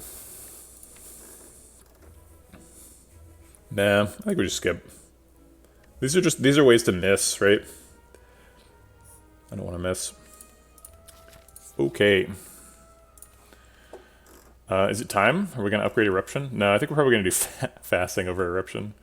Eruption's number 2 on the list, always. Yeah, I'll take Fasting plus. Simmering Fury is just like a better Phantasmal killer. Yeah, it is. It is a better Phantasmal killer, that's true. We could play double Fasting. Be a 3 energy deck next turn. So it'd be like double Fasting, Consecrate, Third Eye. Doesn't take much advantage of our crazy turn 1 extra strength vulnerable. But that's just because the cards we got are not that kind of card. Double Fasting is 8 stats. Or 8 to both stats, like a 16 stats. Man, if we had orange pellets right now, this turn would be so insane. Get 8 to both stats, do a bunch of damage, and purge all debuffs, including the 3 temporary strength. Be a 5 energy deck with 11 strength and 8 decks on turn 2. Bananas. But we don't have orange pellets.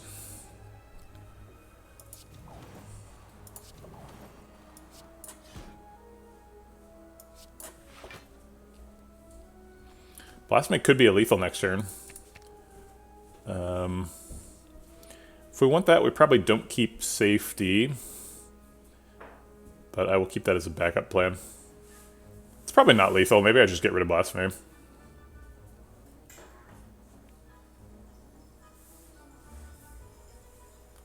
Doing 145 is not easy. Let's see. Reach Heaven is going to do 18. 18 times 3 is 54. It's a lot of damage. So then we would only have to find like 90 more damage. It's only like 2 attacks. I think we can find it. I'm going to try it. Kind of 3 energy, but we're going to play Blasphemy at the beginning of the turn, so I believe that is lethal. So this puts us up to 5 energy, and then Reach Heaven, Carve Reality, Smite, Bowling Bash. Okay. I'm just going to pull up the calculator here.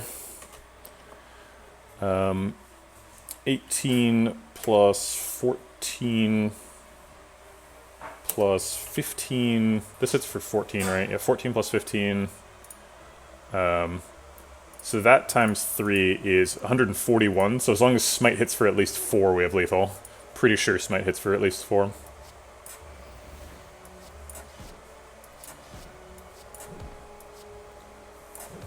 Independent setup. Well, hey, there's a Talk to the Hand plus. I've heard that card is good. In my Slay the Spire wanderings, I found Talk to the Hands to be very helpful.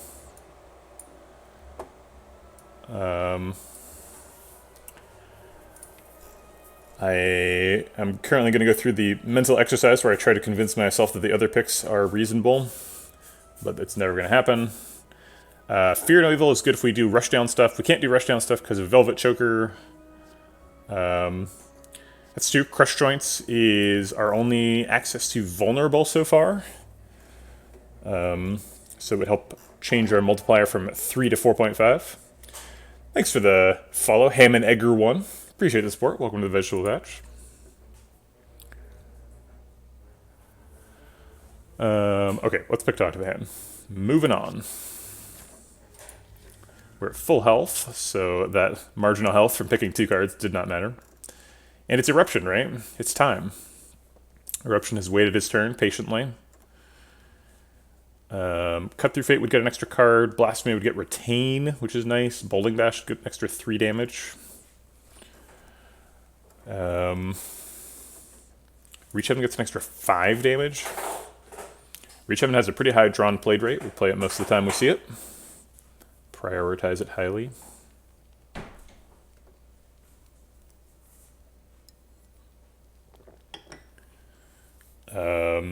But yeah, I think it's going to be Eruption. Do we need the extra energy? We are a 5 energy deck in the fights that usually matter. How good is Talk to the Hand in the deck? It's 15 armor maybe each turn. Well, 15 armor each turn is completely insane, so I think you've answered your own question. I think it'll struggle to be 15 armor a turn. I don't think it's going to be quite that good. Yeah, imagine you had a power that cost 1 and said you gain 15 armor at the end of each turn. Like, that's like 4 copies of Metallicize plus. Yeah.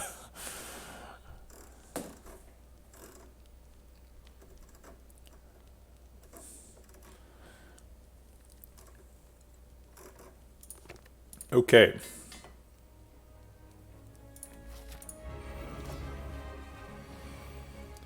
We get a turn 1 Talk to the Hand.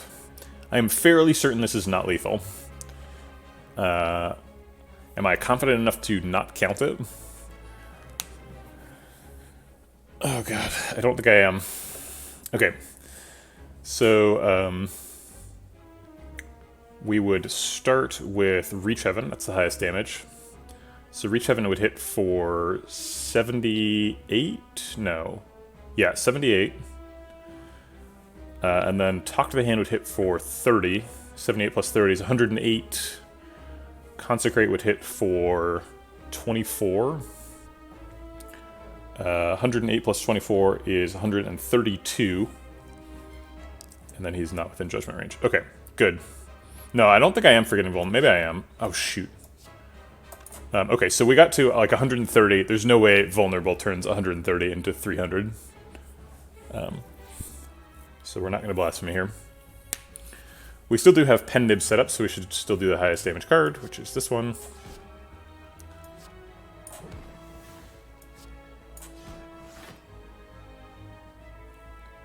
Alright, I'm going to restart the fight and do the math. Because people are saying it is lethal. iNastalgic says it's lethal. Alright, iNastalgic, if it's not lethal, this is on you. I'm going to give you a 20-second timeout if it's not lethal. I guess since we already restarted the fight, I'll just Blasphemy it just to see. Okay. 117. Yeah, it's not lethal. See? These don't do damage. We can't draw. Not lethal. Okay.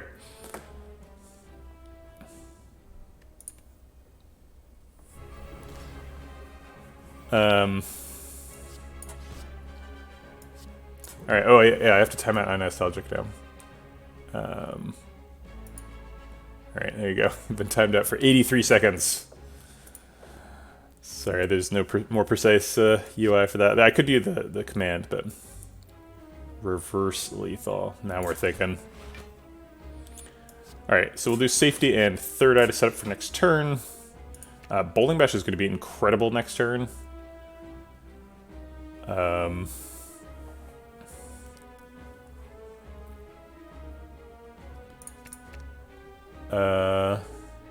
don't think we want those. Is Eruption good?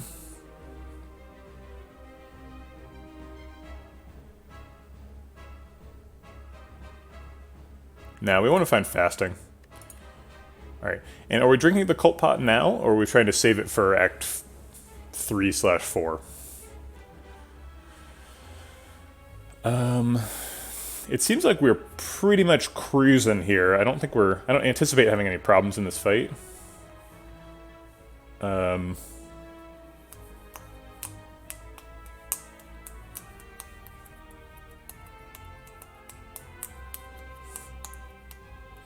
So I kind of want to save it, but it also feels very silly to try and save it. Because it's not even that good in Act 4. It's like kind of slow.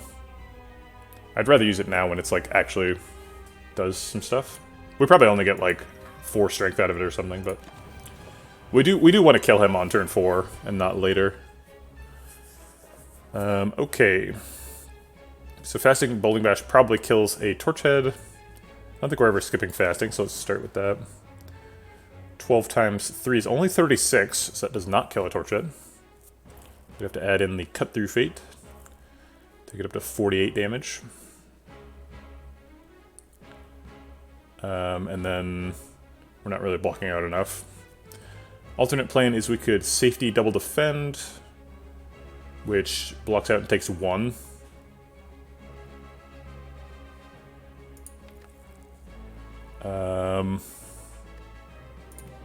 It's kind of the slow way. But we win for the slow way, right? Oh, true. Gremlin Horn. Good point. So we Bowling Bash, Cut Through Fate, kill 1. Get to choose what we draw. Get an extra energy. Hopefully don't draw fasting.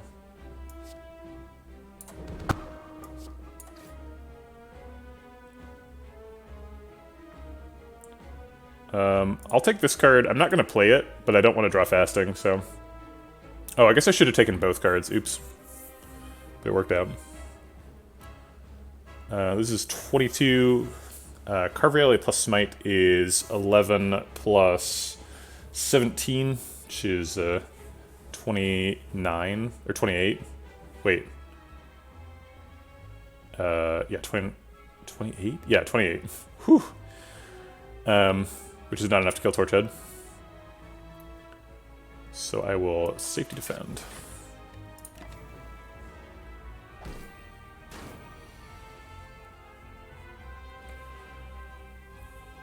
He is summoning again. Interesting plan. Wave, Vigilance, Strike seems pretty good. Gets a bunch of AoE weak, blocks out.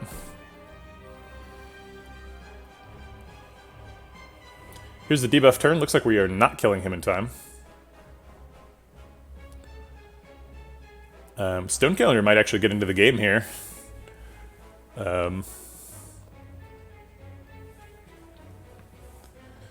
Maybe we do. If we get fasting into Blasphemy, I think we probably kill him. Alright, let's see if we can make that happen. Nope.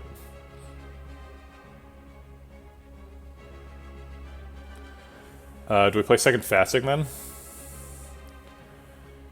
Or like Carve Reality, Strike Defend? I think I like Carve Reality, Strike Defend. Does a lot of damage. Still blocks out. Develops a Smite for the inevitable lethal turn. It's coming up.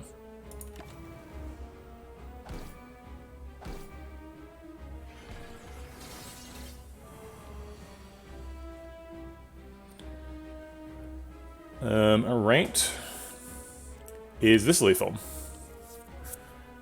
Eruption is 12, assuming this would be pen nibbed, so this would be times 4. So it'd be 84. 12 plus 84 is 95. Plus this is 30. So 125 plus another 20. So 145. We'll put him to 32. So we'd be off by 2 from Judgment.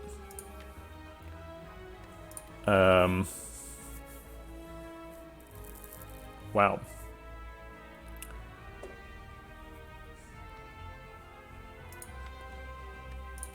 We could play like Eruption through Violence and then pop a Snecko Oil and see if we find lethal. And even if we don't find lethal, we're very likely to get Vigilance. Could get Blasphemy for even more damage.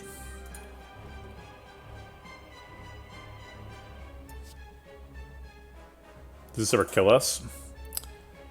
Yes. No. I guess if... Yes, because if Vigilance is on the bottom of the deck, we don't get lethal. What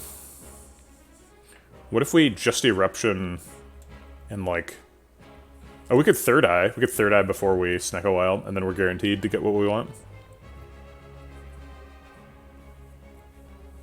Eruption adds 1 energy, so we go up to 5, down to 4, so all Snecko cards are playable.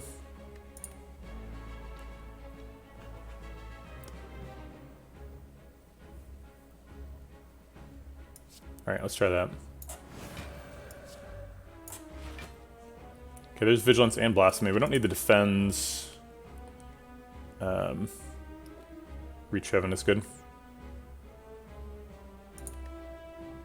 Alright, let's see what this does. Okay, through Violence stayed 0, and we did get Blasphemy. So Blasphemy is equal energy, we'd stay on 4. Go to 3 on the Choker, so it'd be... so we've got 4 cards, so it'd be Blasphemy, Through Violence, Smite, Judgment. We've actually got 1 more card than that, but we can't play anything. So Blasphemy Through Violence would do...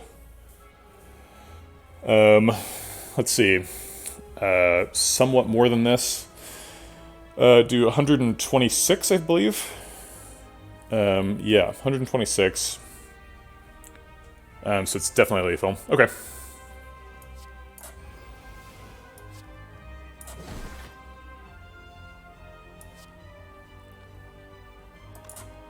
We want to play more attacks to set up Pen Nib for next act.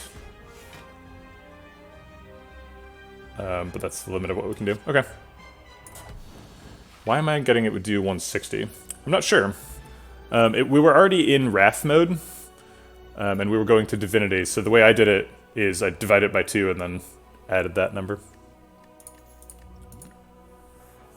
Ragnarok seems good. We've got a Talk to the Hand, a bunch of Strength. This is the formula from the previous run. This is the way, right? Devotion is also pretty good with the, whatchamacallit that we didn't pick, Damaru. But that Damaru is a Sapphire Key now, so... Ragnarok it is. We also had Chemex for the Conjure Blade. Okay. We could take Calling Bell for the Omamori synergy. Seems pretty dope. Empty Cage, since we've got kind of enough energy. No Snecko, unfortunately.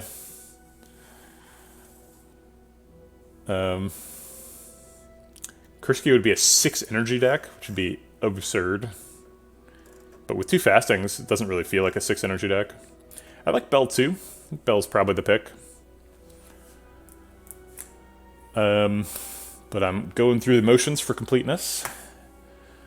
Empty Cage is usually only a pick if there is a, whatchamacallit, a curse in the deck.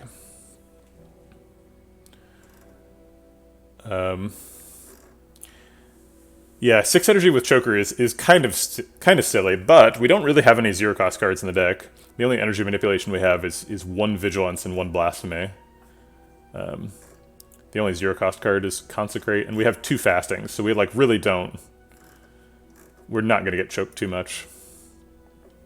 Key, no downside. Kinda. We do have Omamori and a blue key, so we're all the curses are very involuntary.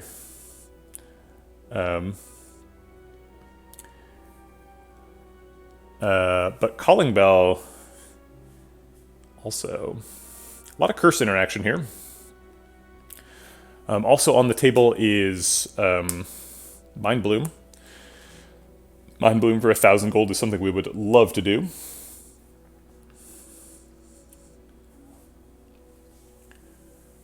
What relics do you want from Calling Bell to begin with? Good question. There's no relics you can get from Bell that interact with debuffs. You can't get Orange Pellets or Clockwork Souvenir. Those are both shop relics. Yeah, Fossilized Helix and Incense Burner, constantly top of the rare relic list. This would be a pretty good Dead Branch deck. Could Take a dead branch. Talk to the hand. Smites, safeties. I guess there's not a ton of stuff.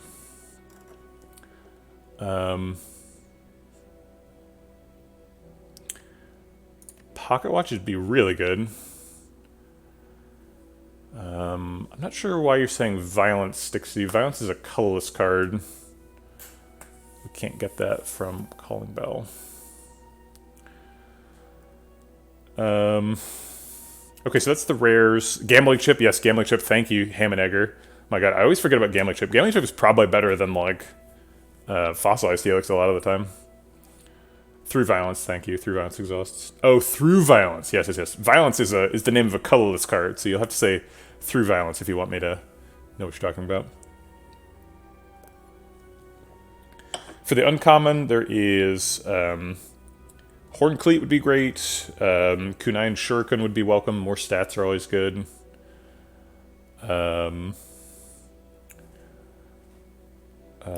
Common is obviously like Preserved Insect or something. I don't know. There's a lot of ways to miss too, but like even if it hits like Gira or Vajra, we're pretty happy about that.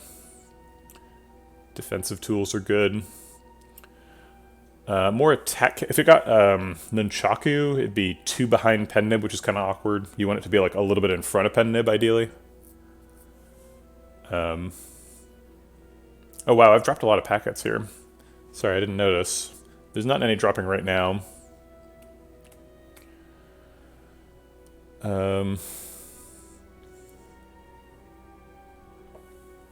White Beast statue would be okay, sure. I think it's probably Kurski. Being 6 energy is pretty sick. And we've already got Blue Key. We don't really need a good Calling Bell. It'd be nice, but it's not necessary. Time Lord, okay. Be nice to go to a shop, spend the gold. Early shop would be nice. Don't want to go to 2 shops, so we'd probably go this way if we did that. That's right, now we're a 5 energy deck in hallway fights too. Good point. Question marks are super good because we get Mind Bloom. And we really want Mind Bloom. Early Mind Bloom with double Omamori. Yes, please. If we don't manage to find Mind Bloom early, because if you don't find it, I don't remember what the cutoff is, but if you don't find it by like midway through Act 3, it won't give you the 1,000 gold option anymore. So we have to get specifically early question marks. And then if we don't get it in early question marks, we'll know that by the time we get to the split. And then we'll just open the chest to burn one of the Omamori charges. Maybe we're in the other one on Writhing Mass or something, who knows. There's a 3 elite path that hits these 2. We can start with any of these 3 and do that. Probably want to do that. So what path leads to these 3 and has the most like question marks and maybe fire? Maybe shop. Floor 41 and above. Yeah, so we've got 7 floors to get Mind Bloom. So 1, 2, 3, 4, 5, 6, 7. So yeah, for some reason the split and the one right before the split can't get gold. I don't know why. Have you ever made Divinity work outside of Blasphemy? I have always found the mantra cards too slow. I've made Divinity work countless times outside of Blasphemy. It's super good.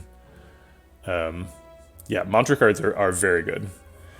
I would say that mantra is like the most frequent way to get a Wadra win. More frequent than like rushdown loops. Mantra is extremely good. I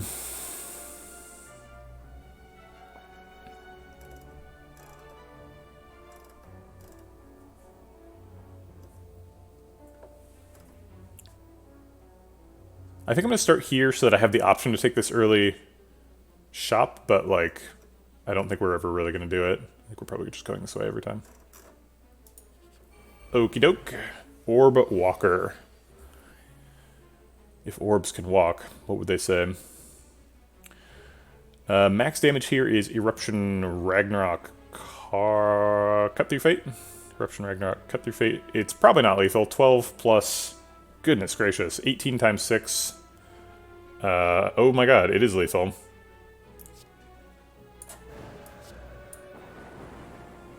Watcher, what the hell? What is that? Other classes don't get to do that.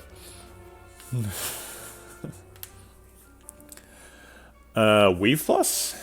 We have some Scrying. Seems like a really dangerous card to pick with Choker. 6 energy Choker deck with a Weave. I don't know.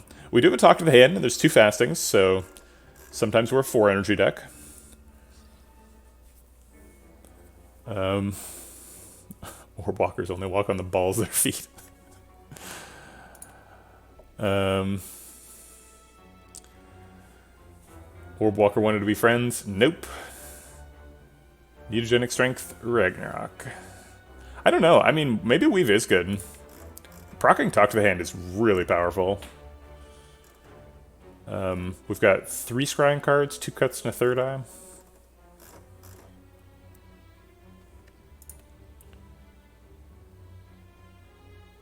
If we get up to 27 cards, we get an extra...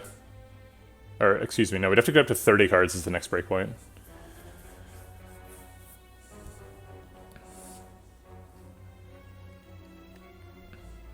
We'll probably end up at 30 cards. I don't know if we'll do it by here, but we'll probably do it by the end of the game. I think I am going to pick a Weave. You think it's a skip?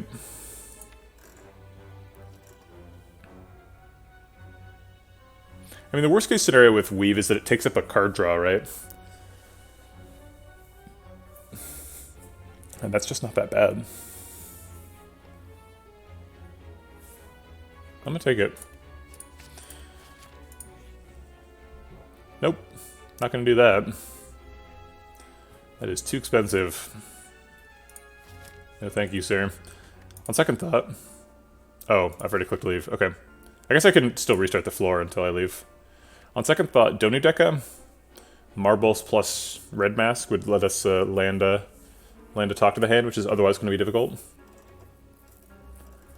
It's very expensive, Red Mask, though. I'm pretty sure the answer is no. Yeah, okay. Oh, okay. Surprise shop.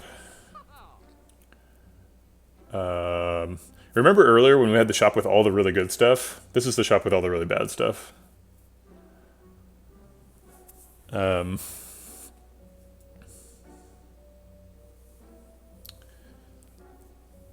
an Ancient Pot.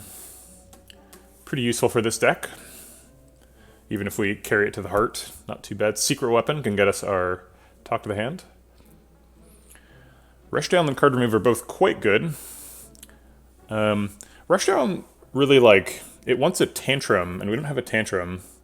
And I don't know how willing I am to, like, look for a Tantrum, you know? Like, it's floor 37, so the chance of getting any specific card is going down the further along we go. Rushdown is okay by itself, but, like, our only Wrath Enter is the Eruption Plus. So it doesn't seem super good. Card remove is probably always happening. I would say card remove Secret Weapon is the most likely play at this point. I'm gonna go to the bathroom and be right back.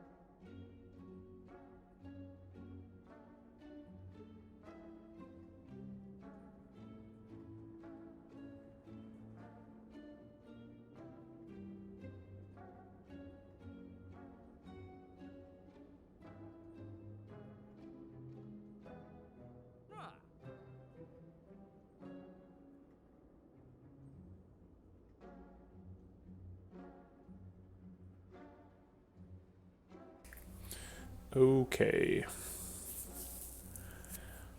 Get a waffle. Get 8 health. Is Sash Whip good? We already have access to weak.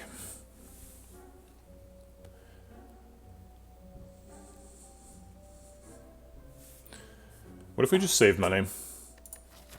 We're planning on going to a shop later. Unless this is Mind Bloom, we're not going to have much money when we get there.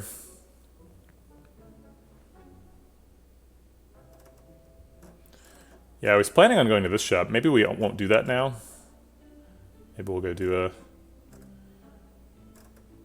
different route. I guess we get an extra elite if we do a different route, so we'll probably do that. Okay, so we should spend all the money here and then not go to the other shop. That seems fine. So, card remove secret weapon then? Secret weapon also gives us an extra way to Ragnarok on turn 1, which is clearly busted. Gets the weave into the discard pile. I like it.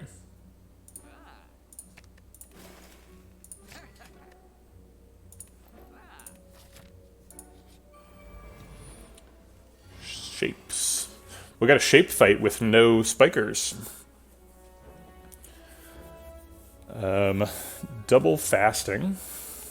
Eruption consecrate. I suspect that would kill Exploder. It's true, if we get the Mind Bloom we can go to the other shop, but that's probably not happening at this point. Only one question mark left.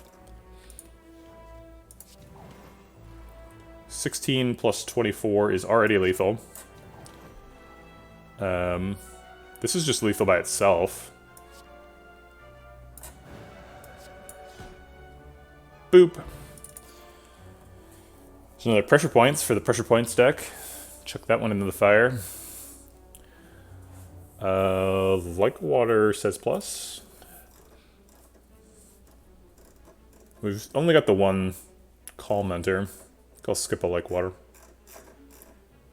RIP frames, huh? Yeah, I do see those dropping.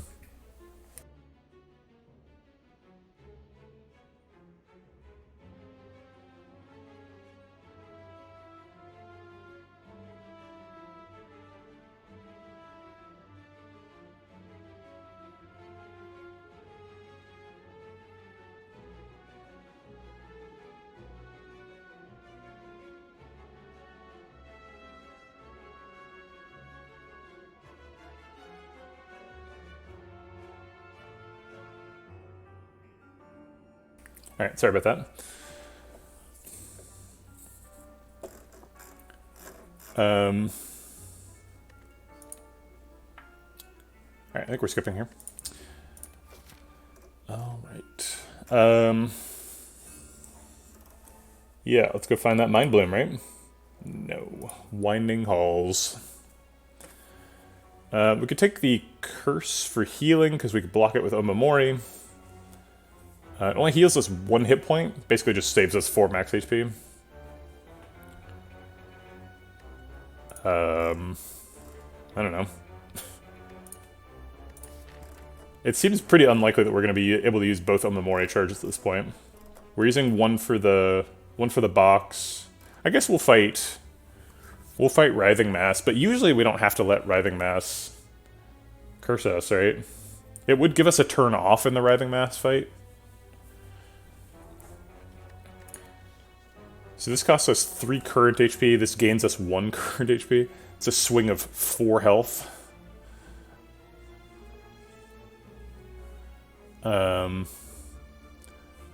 Doesn't seem super consequential.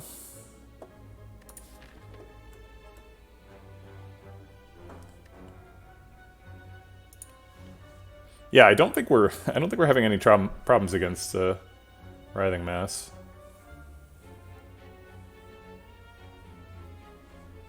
There's no point in bringing Omamori to the end of the game. I guess we can still get Mind Bloom later, and then we can take the full heal for a curse instead of this. Are there any other curse events in Act 4? Let's find out.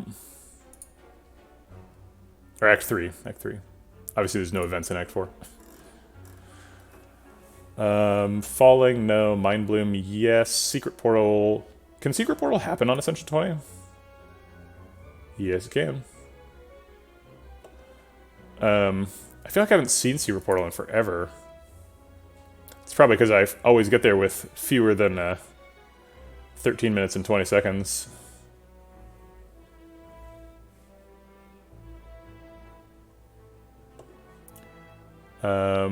Sphere, no. Yeah. I guess that the Match and Keep can have a curse, so we could block that.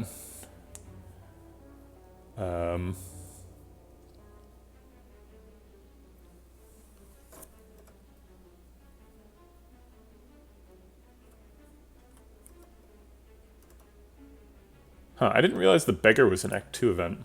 Oh, no, not that beggar. Wait, where's the other beggar? The one you, like, rob? Is that Act 1? Or is that common?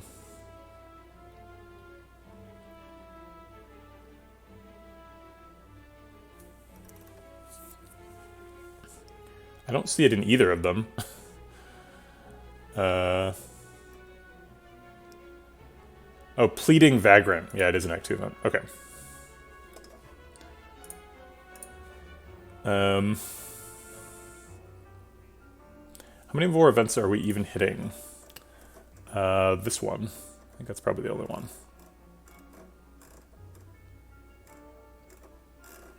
Alright, I'm gonna take the 1 hit point. Stupid. Okay. Bowling Bash obviously kills one. Reach Heaven's Strike kills another one. Land the Talk on the Reptomancer. Actually, we can kill one of them with a Pen Nib hit too. Get a little bit extra damage on Repto.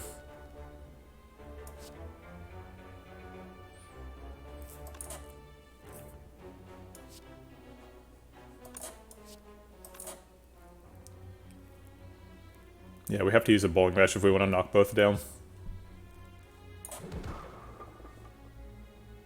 Ah. Fasting Reach Heaven knocks him down, I believe. 2 cards left, 2 energy left. We could develop a Safety and Strike for 40 damage.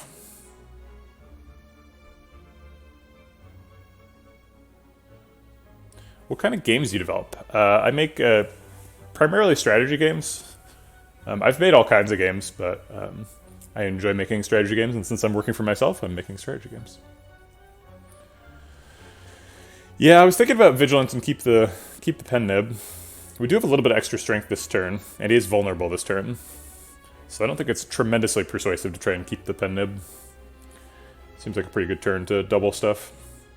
But, you know, Ragnarok. It's 40 damage. This way we get to develop a Safety. Developing Safety is way more valuable than going to Calm. It is Ragnarok right on top. Fasting Rag, Secret Weapon, Weave. That would make it hit for 14 to 6 targets. He usually kills both. Sometimes misses. Alright. Yeah, sorry. Did not kill both.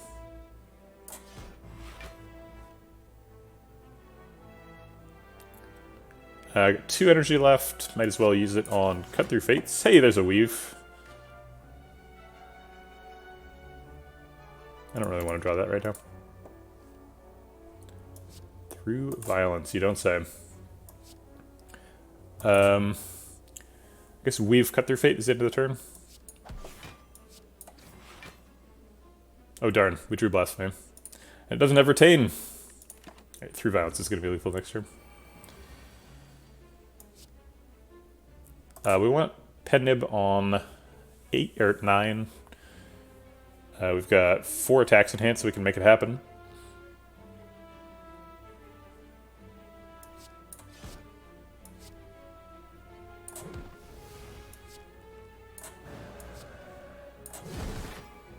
Neat. Meal Ticket, so we've got all the marginal healing stuff, all the really good ones at least. Eternal Feather, Meal Ticket are definitely the top 2.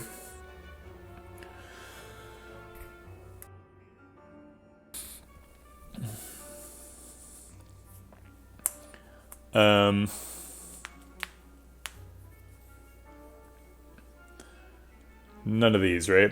Flying Sleeves is kind of close because of all the Wall the Strength. Prostrate also procs Dex. Would have gone well with the Damaru and the Devotion. Flying Sleeves does proc Talk to the Hand twice. I've kind of been flirting with Flying Sleeves the whole game. It was like the very first card pick, I almost picked it. But I picked Consecrate instead. I've considered it every time since then. It's always been on the table, but I think it's no again.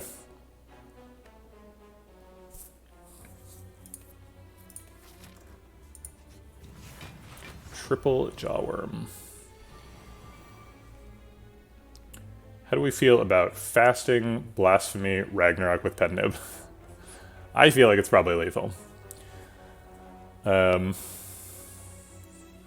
just gonna do it because I have faith. It doesn't leave me with Pen Nib up for the next fight, though.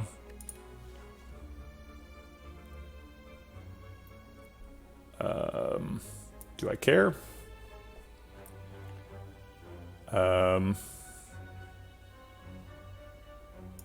Yeah, not only is it lethal, it's like mega lethal. It's like super duper lethal.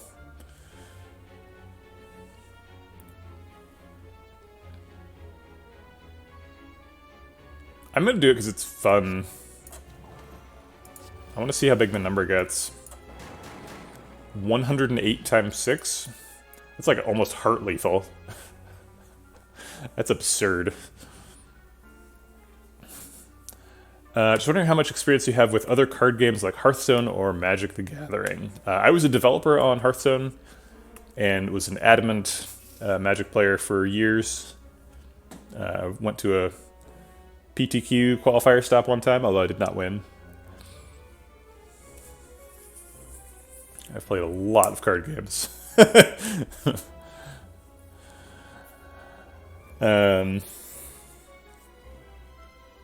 I have a Hearthstone credits card. It's in there. You can look for it. Battle Hymn's a no. Just Lucky is actually quite good with 2 copies of Fasting. Just Lucky is deal 11 damage, block for 12 for 0, scries 2. There's a Weave in the deck and a Talk to the Hand. I think I will take a Just Lucky Plus. Even though Choker. Alright, this looks like our recall. We could smith something. It would probably be Blasphemy if I were to choose. But I would rather recall. Okay. The credit card, that's right. It's a small chest, but this is one of our last opportunities to use more, so I'll just go ahead and grab it. Bottled Tornado. On a Fasting? Yeah. that's what the deck's doing, right? It's a Fasting deck. Sure. I'll bite. Okay, so we want to play 5 cards and end with Ragnarok, right? I don't know if we can necessarily pull that off. It's going to be like Fasting, Cut Through Fate, ideally Weave, and then Just Lucky Weave, and then Ragnarok. Let's see how close we can get to that.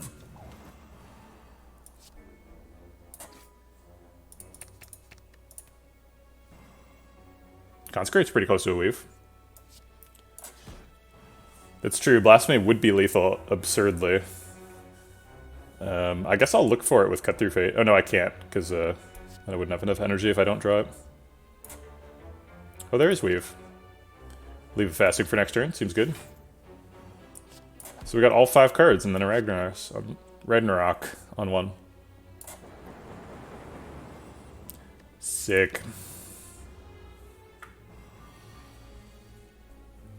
Usually the decks that do 250 damage to the Giant Head on turn 1 are the decks that are like playing an absurd number of cards. It was 6 cards to do 250 damage. Absolutely bonkers. Pretty sure we don't have lethal here.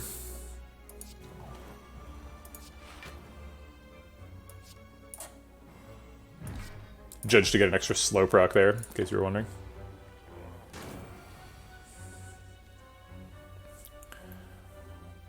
Secret Weapon can go get Talk or Carve Reality.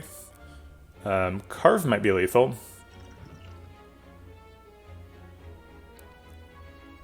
So it'd be like Secret Weapon, Vigilance, Eruption, Strike, Carve, Smite. Is that too much? Yeah, Eruption, Strike, Carve, Smite is 4 cards.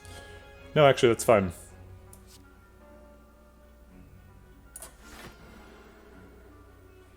We would take some damage, though. We'd take 10 damage if we do that. Could do Talk to the Hand instead to get a little bit of block.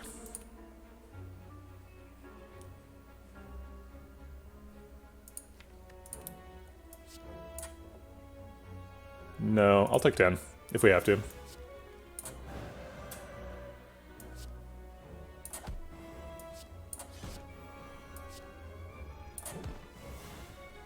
We can use the weak pot. Blocks for... What is block for here? 7, right?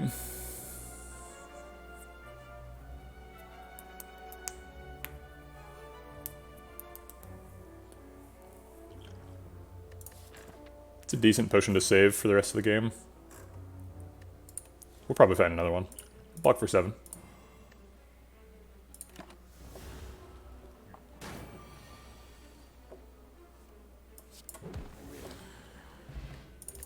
Vajra for more stats.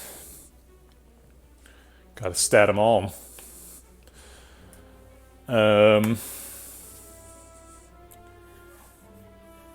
I think it's just 1. I think we're skipping this one, going for an elite.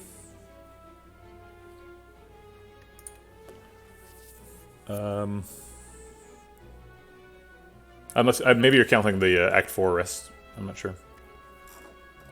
1 left in Act 3, 1 left in Act 4. No, I don't think we want any of these. Third Eye's probably the closest.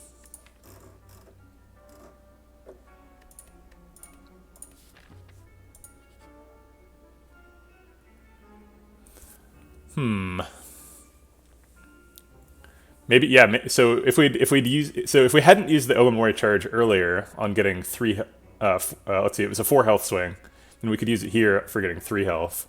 Pretty happy to take a rare relic though.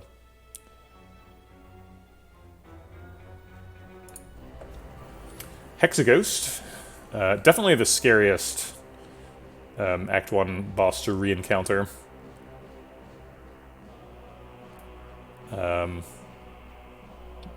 But do we get lethal here? Fasting, Eruption, Ragnarok? Seems like an awful lot of damage. So this goes up to 14, and then 28. 28 times 6 is 120 plus 48. So 168. And then that's plus 13. So it's 181.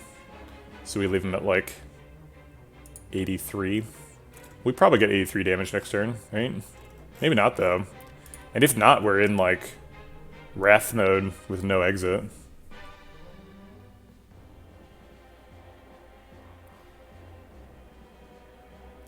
Did I not count the Vuln? It's 14. Yeah, it was 28 because the Vuln. Oh no, I didn't count the Vuln. You're right. Shoot. Well, with the Vuln, it's definitely lethal then, right? 42 times 6? Are you kidding me? Ridiculous. I see a dead branch. Is that a good thing? I said it was a good thing earlier. Was I lying? Safety through violence. Smite. Theoretically blasphemy. Talk to the Hand. And Secret Weapon are our Exhausto cards. It's not interfering with any like infinite combos or anything. I think it's presumptively good.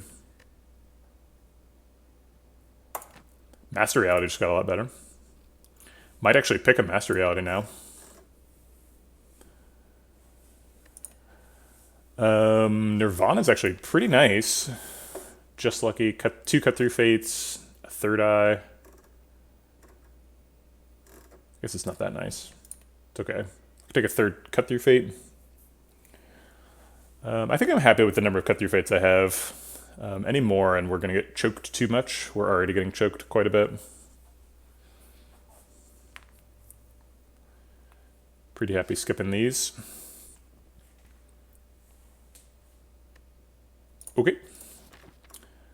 One more elite. Finish out the old relic bar for the end of the game.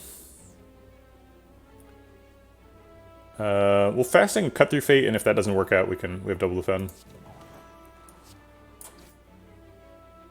Just lucky's pretty good.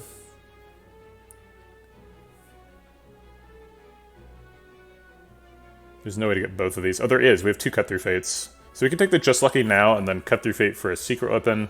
Use the secret weapon to get weave and then Just Lucky weave. It's kind of silly though. It's not really very helpful.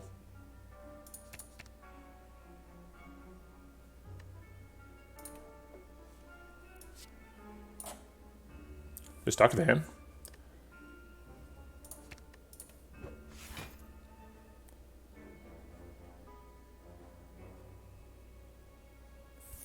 If I cut through fate and talk to the hand, then defend, we'll be blocking for 16. He's hitting for 21. Take 5. Take 1 instead. Sure. See if reality is good for next turn. Judgment.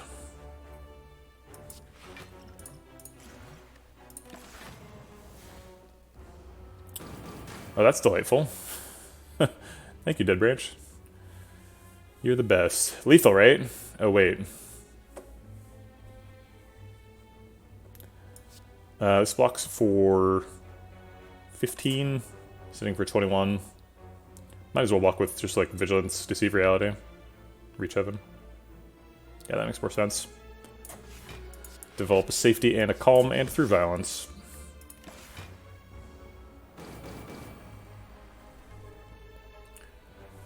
Now this is probably lethal.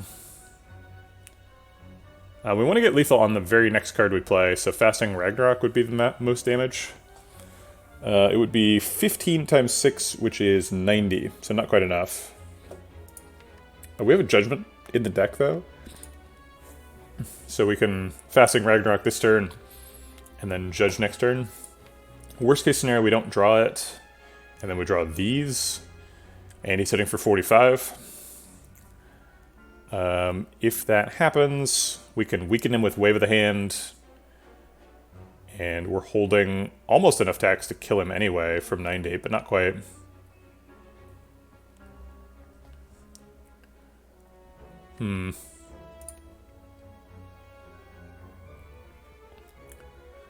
Seems like the risk isn't worth it here.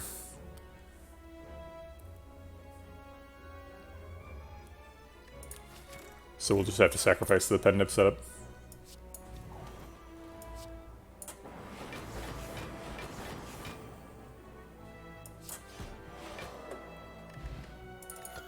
Ancient tea set, okay.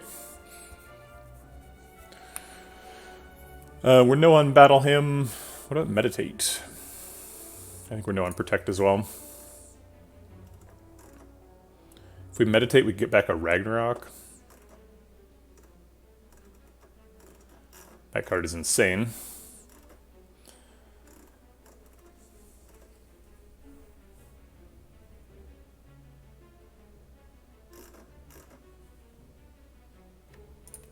Fuzzy Duck, we had enough damage. I was just trying to figure out how to go to the next fight with Pen Nib turned on. I think we skip here. Sorry, I don't know if that's what you were asking. Context got lost a little bit. It's probably too slow reading chat. Well, it seems like we should play Fasting, because that's what this deck does. And then, like, develop Talk to the Hand. Get an extra Blasphemy. Wave of the Hand Safety, or, like, Cut Through Fate Bowling Bash. I think I like Cut Through Fate Bowling Bash. The 2 turns of weak is, like, less good than just ending the fight next turn, right?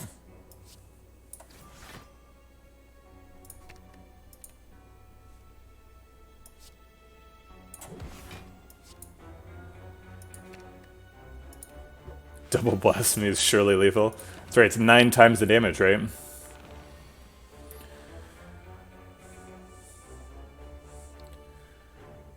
Probably Vigilance, Defend, Strike. He's hitting for 30 this turn. And we can't quite block for that much. I guess we could speed pot. It's one of those rare times when speed pot's blocking for like almost 10. Yeah, okay.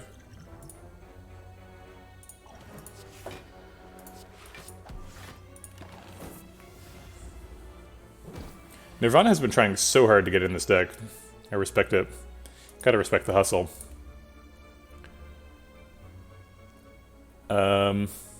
This looks lethal. I really don't want him to hit me for 37. This would hit for 18. This would hit for 36. 18 plus 36 is 54. This would hit for 30. So 84. Yeah, it's lethal. Okay.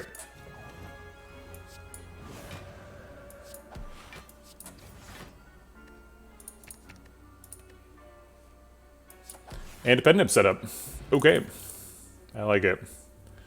Definitely no with Flurry. I think no on Fear No Evil and Sash Whip too.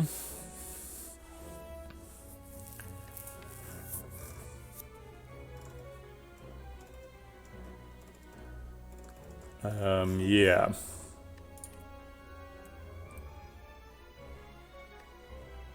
Okay. Aha, our first Spiker. Spiker's not like a huge challenge for the deck, but he isn't great either.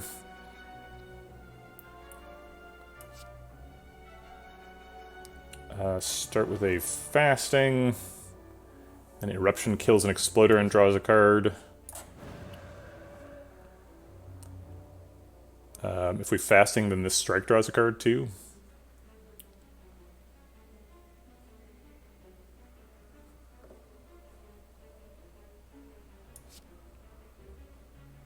Okay.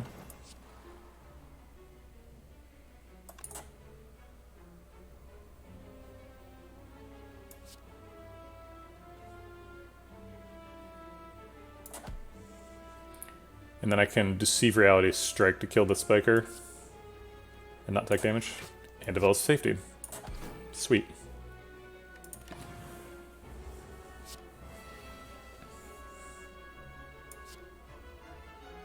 We want the maximum number of attacks, but we're way too strong, so it's going to be 2 attacks no matter what.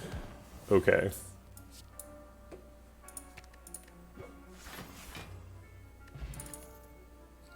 Another shot at Like Water. Been offered a lot of Calm Enters recently. We haven't been picking them, so I think we're still no on Like Water. No on Worship and Crush Joints as well. I think we're good. Full health, no point in resting. Guess we'll take an upgrade. No super good upgrades. Secret Weapon has the biggest change in behavior. I guess Blasphemy also has a pretty big change.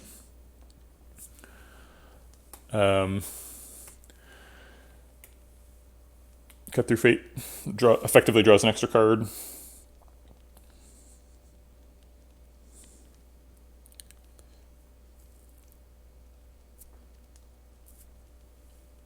going to take the Blasphemy upgrade. At least then I don't have to draw it multiple times. Okay. Time Eater is usually when you drink your Cultist pot. Is that true here? Wow, 8 energy. That's more than I'm used to having. Secret Weapon upgrade, remove Dead Branch synergy. That's true. Also, it puts more pressure on the Velvet Choker. Having lots of zero-cost cards, not really what we want. Fasting, Wave of the Hand, Vigilance is reasonable. Block for 16 and weaken him.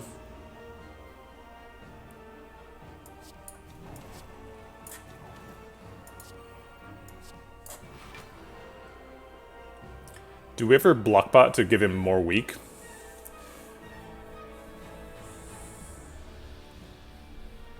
Seems like kind of a foolish play. Default with Smite. Is this our Cultist pot? Yeah, I'm gonna respect the hell out of Time Lord. Kaka.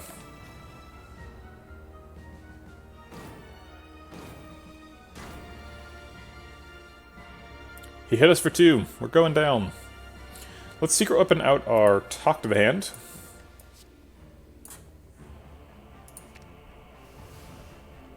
Inner Piece draws 4 cards. Teva form.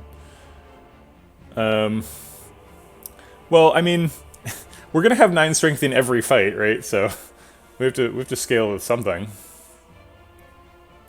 We have to scale at some point, right?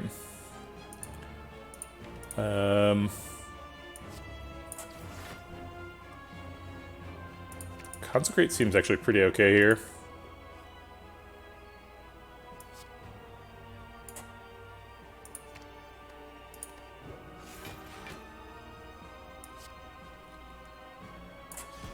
We've blocked out, we've got Pen Nib up.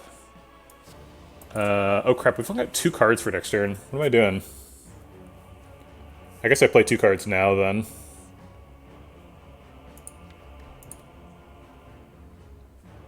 Okay, so let's play Inner Piece. First, see what the cards are. Oh no, I've choked myself! Oh god! I'm gonna restart the fight and not be an idiot. I just completely ignored that Time Lord has a number under him. I apologize. Did we draw differently this time? Didn't we draw 2 fastings last time? No we did not. Okay.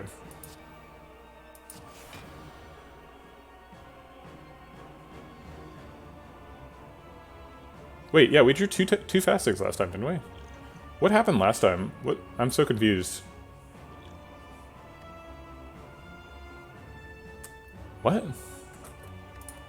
If I just restart the fight, do different things happen? Did I, like, use some resource at the beginning of the fight? It's just different now. We drew Ascender's Bane instead of the other fasting. Okay. Weird.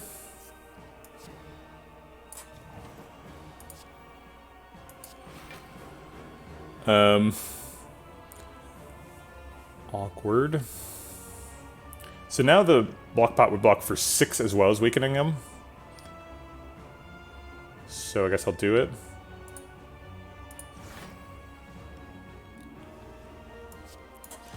Develop the Smite. Might as well play 2 more cards so that we leave with 6 on the clock, because we're going to play 6 cards every turn, I think, in this fight.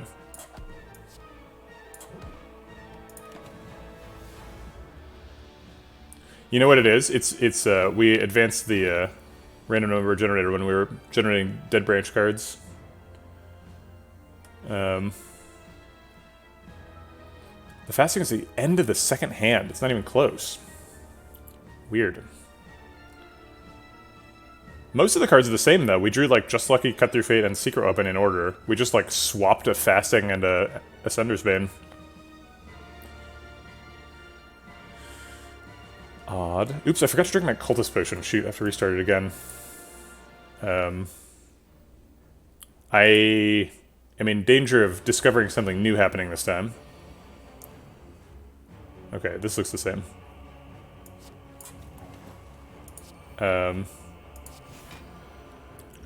Apologies. And we're gonna use both of these to prep the clock. Okay. And it's the same generated card. Huh. I wonder what we did. We did something. Alright. Fasting. And then I'll Secret Weapon for the Talk to the Hand. And then Cut Through Fate or Just Lucky first. We're going to play 3 cards here. Probably should play Pen Nib after one of them. Or probably should play Smite with the Pen Nib. So let's Cut Through Fate and then Smite and then Just Lucky.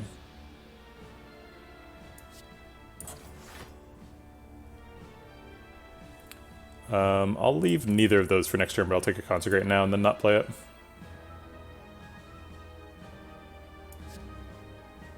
Oops, this is the Pen Nib.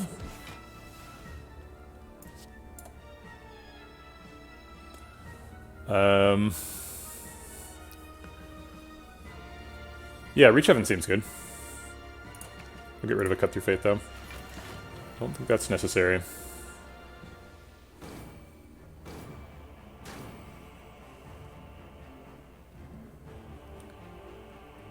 Crescendo Ragnarok? Rar. Is that lethal? 34 times 6. It's not lethal, but it's enough to split him. We would also take 50, though. Wait, maybe it is lethal. Crescendo, Ragnarok, Reach Heaven, Judgment. Do we have enough energy for that? Crescendo is +1, so we'd go to 5, so no.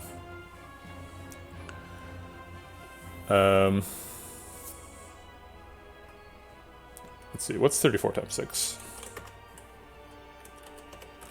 It is 204, so you'd have 100 health left. So Judgment is well out of range.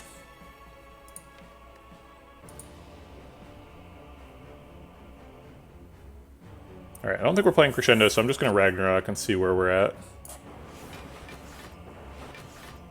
Alright, he's split, and we can block out with Defend.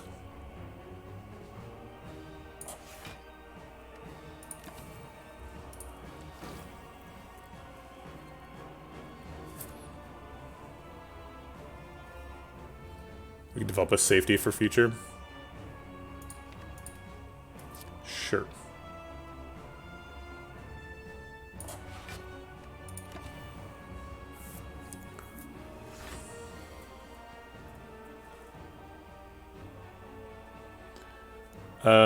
Blasphemy's probably not lethal. Blasphemy, Carve Reality, Smite. We're getting quite a bit of strength, though. So I guess I'll count it. It's 13 strength, so it'd be calculator. 19 times 3 is 57, and there's no way that it'd be 25 times 3. It's 75, so it's like 120 damage. Not close.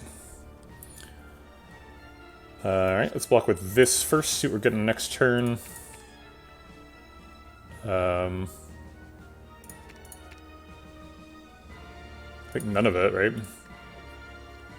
All seems bad. And we probably want to leave the clock on 6, so that we can play 6 cards next turn.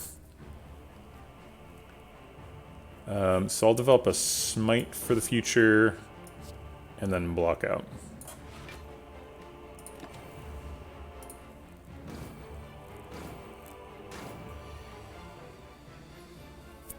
Okay, is this lethal? No Pen Nib is available. There is a Weave in the discard. So it'd be like Blasphemy, Smite, Cut, Ragnarok. So we'd be looking for. So we wouldn't know if Ragnarok is on the top of the deck, so let's not plan around that. We do also have Stone Calendar, which would not proc. That's next turn. Sorry. It's not relevant. Okay, so damage that we know about is 26 plus 23 plus 18. So it's Blasphemy and 5 cards. Those 5 cards are Cut, Smite, Strike, Flurry, Weave. Those are the ones we know about. So then plus 20 from the Strike, and plus another 20 from the Weave. So that all adds up to 107 times 3 is clearly lethal. Okay.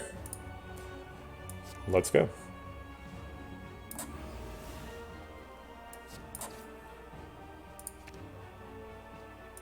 I'll look for Ragnarok. Ragnarok should get the honor here. Oh, I missed that I had a Sash Whip in my hand. Did that just get generated? Must have. 69. Nice. Okay. Donu Deka is our next challenge.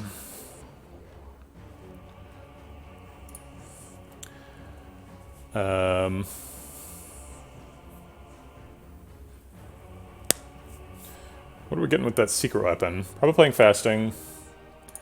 Secret weapon gets bowling bash or something. Maybe weave.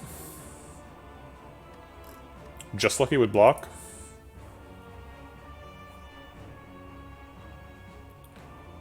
So that'd be like fasting, secret weapon, just lucky, vigilance, defend. Cut through fate with the extra energy. Let's see. Vigilance defend currently blocks for 13. Add an extra 8 on that. It blocks for 21. So that does block out. Okay. Is this lethal? I hope not. If this is lethal, I guess I should check, right? We have secret weapons, so we can go get bowling bash is probably the highest damage. You know what's sick? We can go get through violence with secret weapon if we'd had rechain in this turn hand. Okay, so if we do have Pendib up actually. This probably is lethal. Holy crap. So it's fasting. We'd have to get a 0-cost attack with secret weapon if we want to have enough energy. Because fasting cut 0-cost attack Ragnarok would be the Pendib.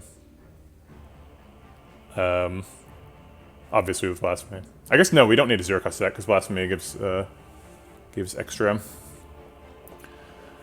So fasting, Pendib is hitting for 14 times 3 times 6. 14 times 3 times 6 is 252. That doesn't seem like enough. Oh wait, that times 2. Because it's Pendib. So that's 504 damage. 14 times times 3 times 2 is 14 times 3 times 2 is 84. And 265 divided by 84, 265 divided by 84 is 3.1. Actually, it's a pretty reasonable approximation of pi for some reason. It's very close to pi, 3.15. So that's kind of unfortunate, because that means Ragnarok would hit one of them 4 times, and it would hit the other one twice. Or it could, I mean, it could hit both 3 times. I guess, let's see, 84... Wait, why are we saying 84? It's 85, right? No, it can't be 85. It's 14 times 3 times 2. Alright, it's 84. So 84 times 3 is 252. So if we can do 13 damage to a Deca first, or to either of them, then the Ragnarok can't hit that one 4 times. So yeah, it is lethal. Because we can guarantee Ragnarok has exactly 2 targets to hit 3 times. Holy crap. I've never turn 1'd Doni Deca, I don't think. Oh man, remember when I was hunting this achievement for Nerver? This is the You Are Nothing achievement. Just randomly discovered in a Watcher deck. Yeah. Right, we need to damage both, but that is easy. Because we could just, like, consecrate.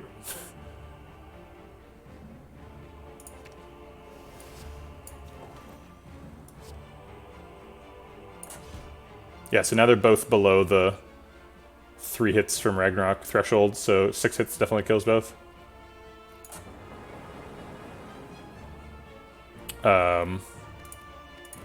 We have to Pendib that for it to do the right amount of damage. Sorry. Calculated right, executed wrong. Blasphemy. Secret weapon. Anything. Fasting. Thing. This just for no reason. Okay. Now the thing. Cool. Ridiculous.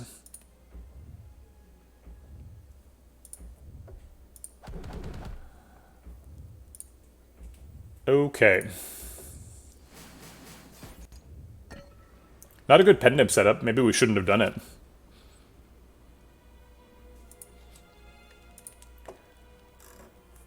could smith something, but for why?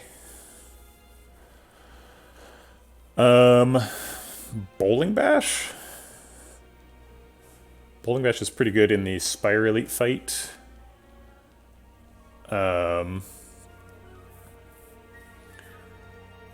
Judgment? I think it's Bowling Bash.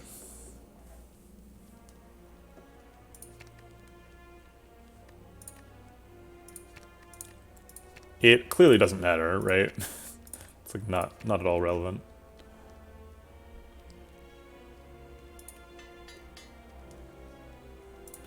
Okay. What do you got for me? Got a mirror for the talk to the hand, probably. Maybe Ragnarok instead. Mirror is quite good. It's also a fairy in a bottle.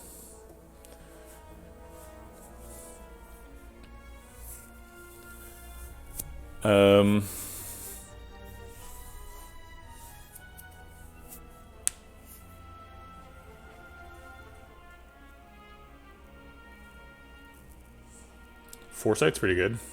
We could do Fairy Foresight. Mirror Blasphemy.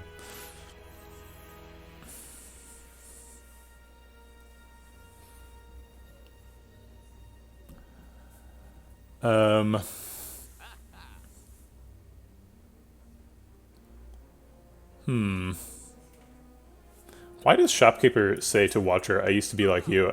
She clearly looks like Defect. Whatever.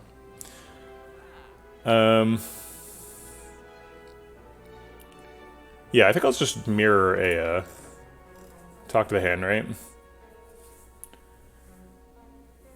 about the Entropic Brew? Entropic Brew is okay. I guess we could mirror fasting. Entropic Brew could give us a artifact potion, which is good against the heart. I think I'd rather buy a fairy than an Entropic Brew, though. If you really want a good to buy Entropic Brew, then it's like you could just buy Power Pot Fairy in a bottle. That's like a really good Entropic Brew. Only costs slightly more.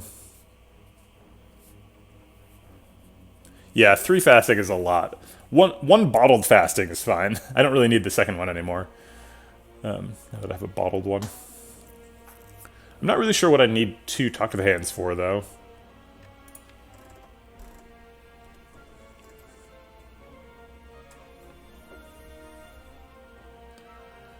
Why not mirror talk to the hand? Do you think you'll be able to survive the heart? Sorry, I don't understand your question. Yeah, the point of mirroring talk to the hand is that we'll be able to survive the heart easier.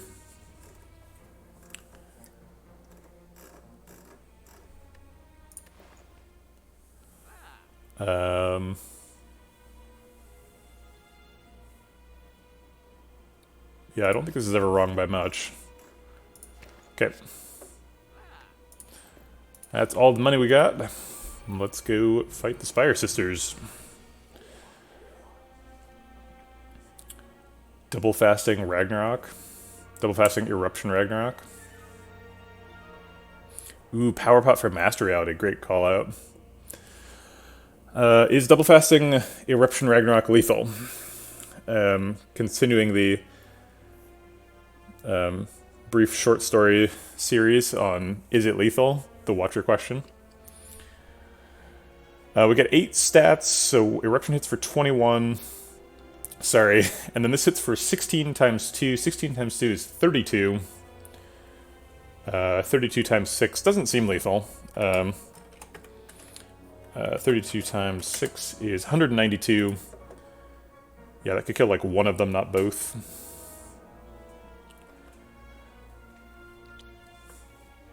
Well, there's no block here, which I'm foreseeing a problem.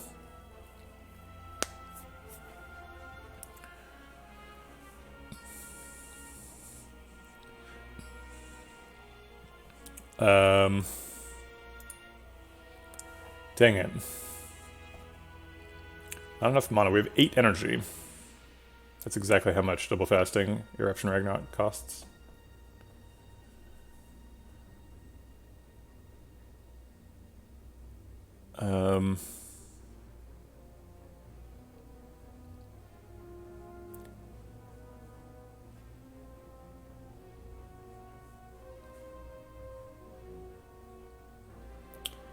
Is Eruption lethal next turn? I don't know. That's very scary, because you draw 2 burns next turn. And we'd take 24.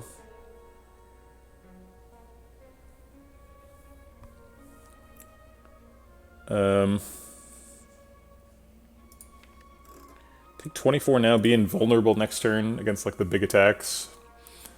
It's a lot of damage. Talk to the Hand doesn't land because they've got artifact charges. We could play it, but it doesn't block.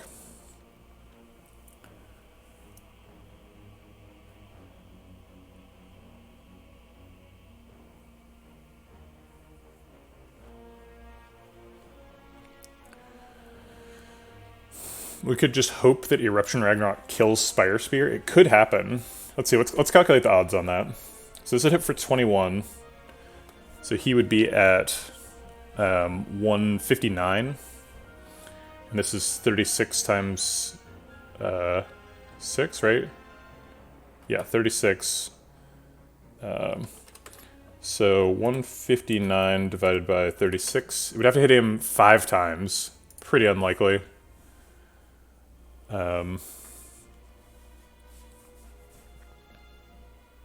But not impossible.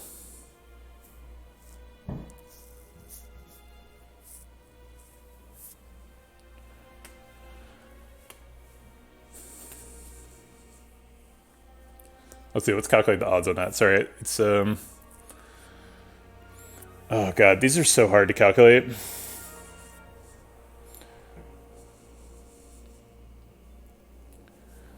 So there are, let's see, there are 6 total decisions. So there are, whatchamacallit, 64 permutations, right? Is it 1 out of 32? Is that right? I'm very suspicious that that's right. Yeah, we need 5 out of 6, so it's not as simple as that. Yeah, you've calculated the odds to hitting 5 in a row, but yeah. So we've got 64 permutations, and 6 of them kill him, right? Or I guess 7 of them. The one where it hits him 6 times, and the ones where it hits him once on each of the 6, right? So there's 7 permutations out of 64 is the odds. 7 out of 64 is 11% approximately.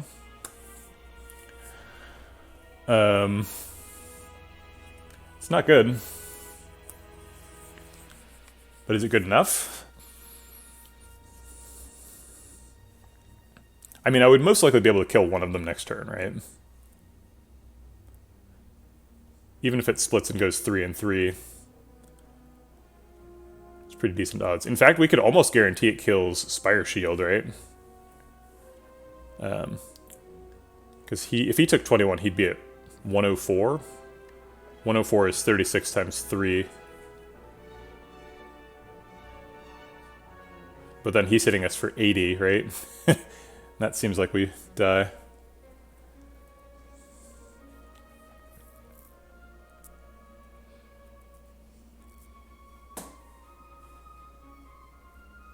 Yeah, I think we just have to like double fasting Ragnarok and use the last 1 energy on damage.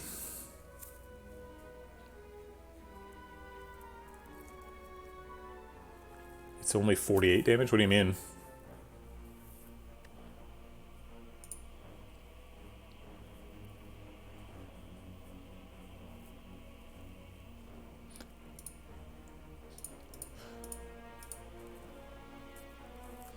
$36 times 5 is exactly 180.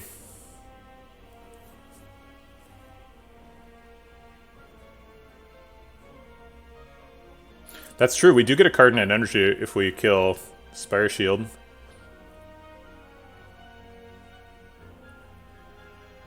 So wait, is it lethal? Because if it hits Spire Shield twice, it kills him? No, the worst case scenario is 4 and 2, right? If we get 4 and 2, then we're boned. If we get 5 and 1, that's great. If we get 3 and 3, that's great. But 4 and 2 kills neither. Well, that's pretty rare, getting specifically 4 and 2. That's the same 10% as oh no, actually that's not. That should be like 20% actually. That's like twice as likely as having 5 hit the spear. Unfortunately, since 5 Ragnarok hits already perfectly kill Spire Spear, the most efficient way to allocate the damage is to Eruption on Shield. Which means that if we do get 4 and 2, we're taking extra damage this turn too. So we would take 36 damage this turn.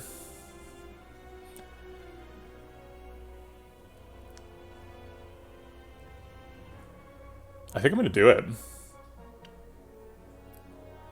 Oh, sorry. Sir Animal Kit, what's your... what if you single fasting plus Eruption and then Ragnarok and Strike Talk to the hand the lowest? Interesting idea. So if we single fasting, then we do 17. This does 28 times 6. I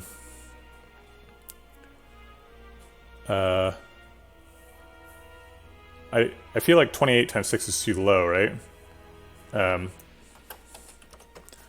28 times 3 is only 84. So we'd be unlikely to assassinate anybody. Most likely scenarios, each gets hit 3 times and we're boned. 84 plus 17 is not a terribly small number, 100, but there's no way we can come up with 79 damage, right?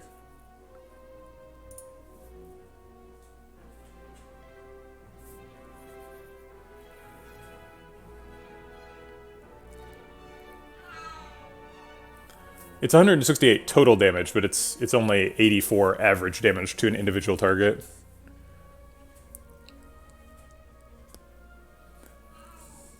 I think I'm gonna do it. I'm gonna do the double fasting approach. This is gonna be so brutal if we get wrecked. Please be kind, Spire.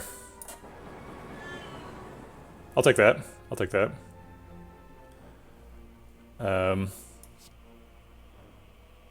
Carve Reality gives guaranteed lethal next turn. Okay.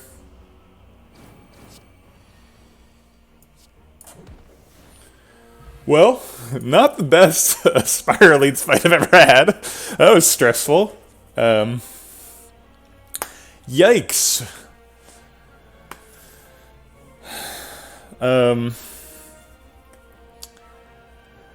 Okay. All right. As long as we didn't get 4 and 2'd, right? We were kind of okay there. Not the best, but not the worst. Whew.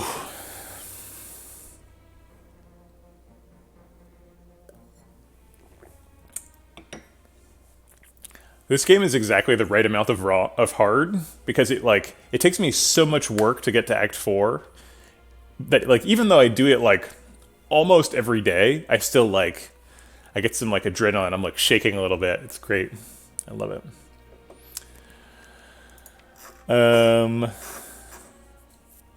Deceive Reality, the first one has been super good. And now we have Dead Branch, so I think it got even better, right?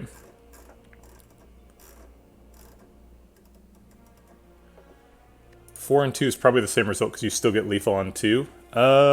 Did we? I think we didn't, actually. I guess we did. You're right, we did.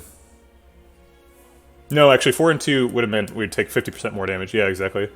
Facing. Alright. Bump, bump. The beating heart at the center of the spire. I think we Deceive Reality first to save health, and then double fasting, just lucky strike.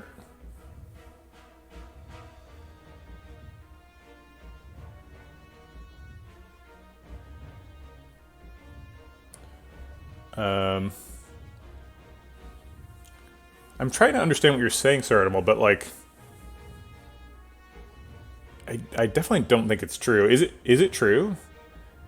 Because this is 4 extra strength on 6 attacks from the Ragnarok, and from... So it's 4 attack on 6 attacks in Wrath mode and 1 attack out of Wrath mode, so 13 total multiplier on the 4 attack.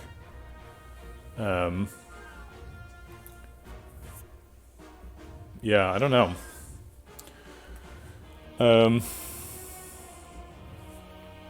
mean, I looked at it, and I didn't think there was a single line where we even killed... well, I guess, I mean, if we... Having the 3 and 3 approach be the worst case scenario is really bad, though. You're right, 8 to 12 is not a tremendous ratio, right? Like, those are comparable. Maybe it was the right line, I don't know.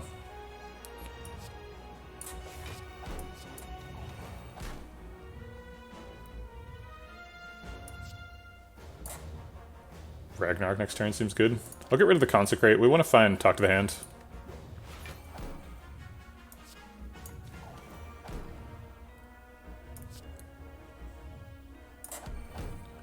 And I'll take 1 to do 27, sure.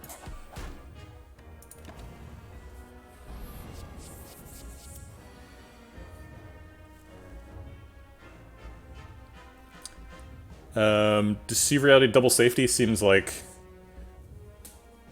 a requirement here. We can only block for like 39.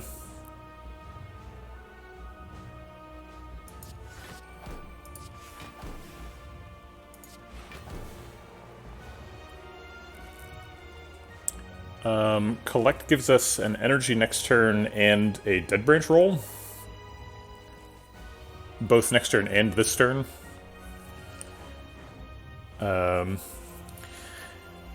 Good Dead Branch rolls are like the Mantra card that costs 0, Just Lucky. Are there any other good rolls? 0 cost block cards.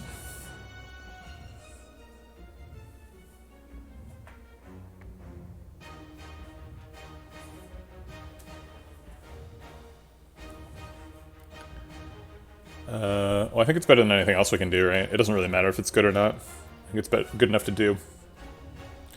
Which is the real threshold. Okay.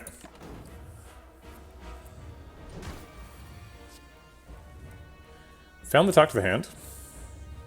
Halt and Prostrate, good call.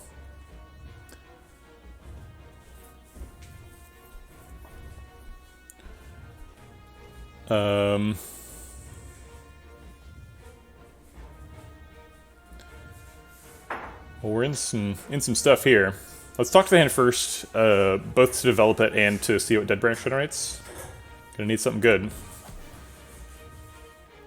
Hasn't it?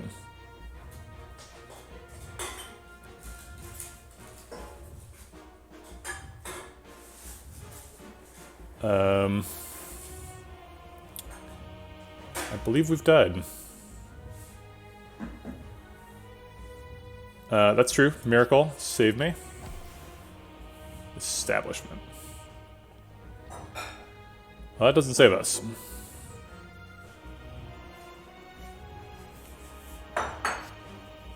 Nothing else exhausts. Yeah, we're dead.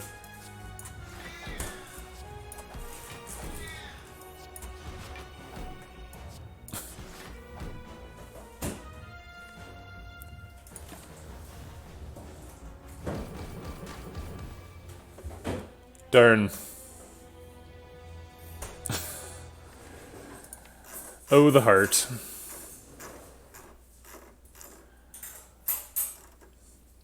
Maybe the right thing to do there was the fairy in the bottle at the shop.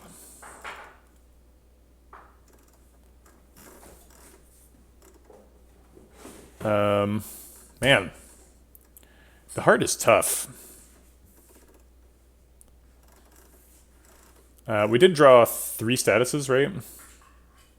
Drawing 3 statuses is a rough way to start your heart fight.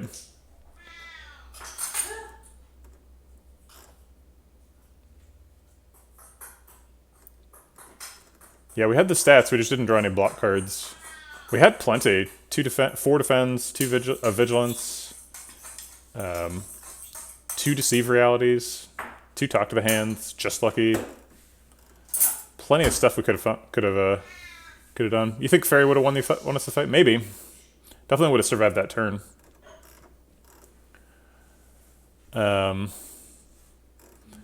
It's ironic. We talked a lot about like building a really thick deck for Eternal Feather, but then we didn't actually even get to 30 cards.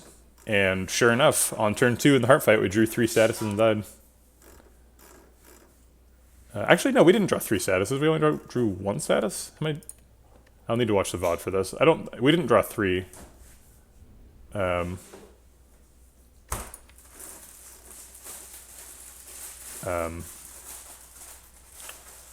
heck did we draw?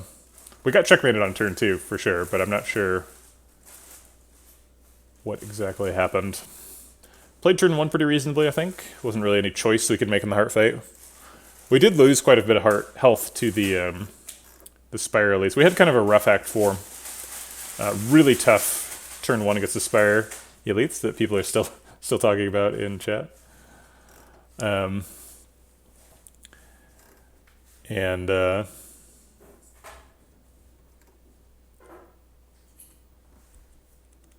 Didn't make it through the Heart Fight.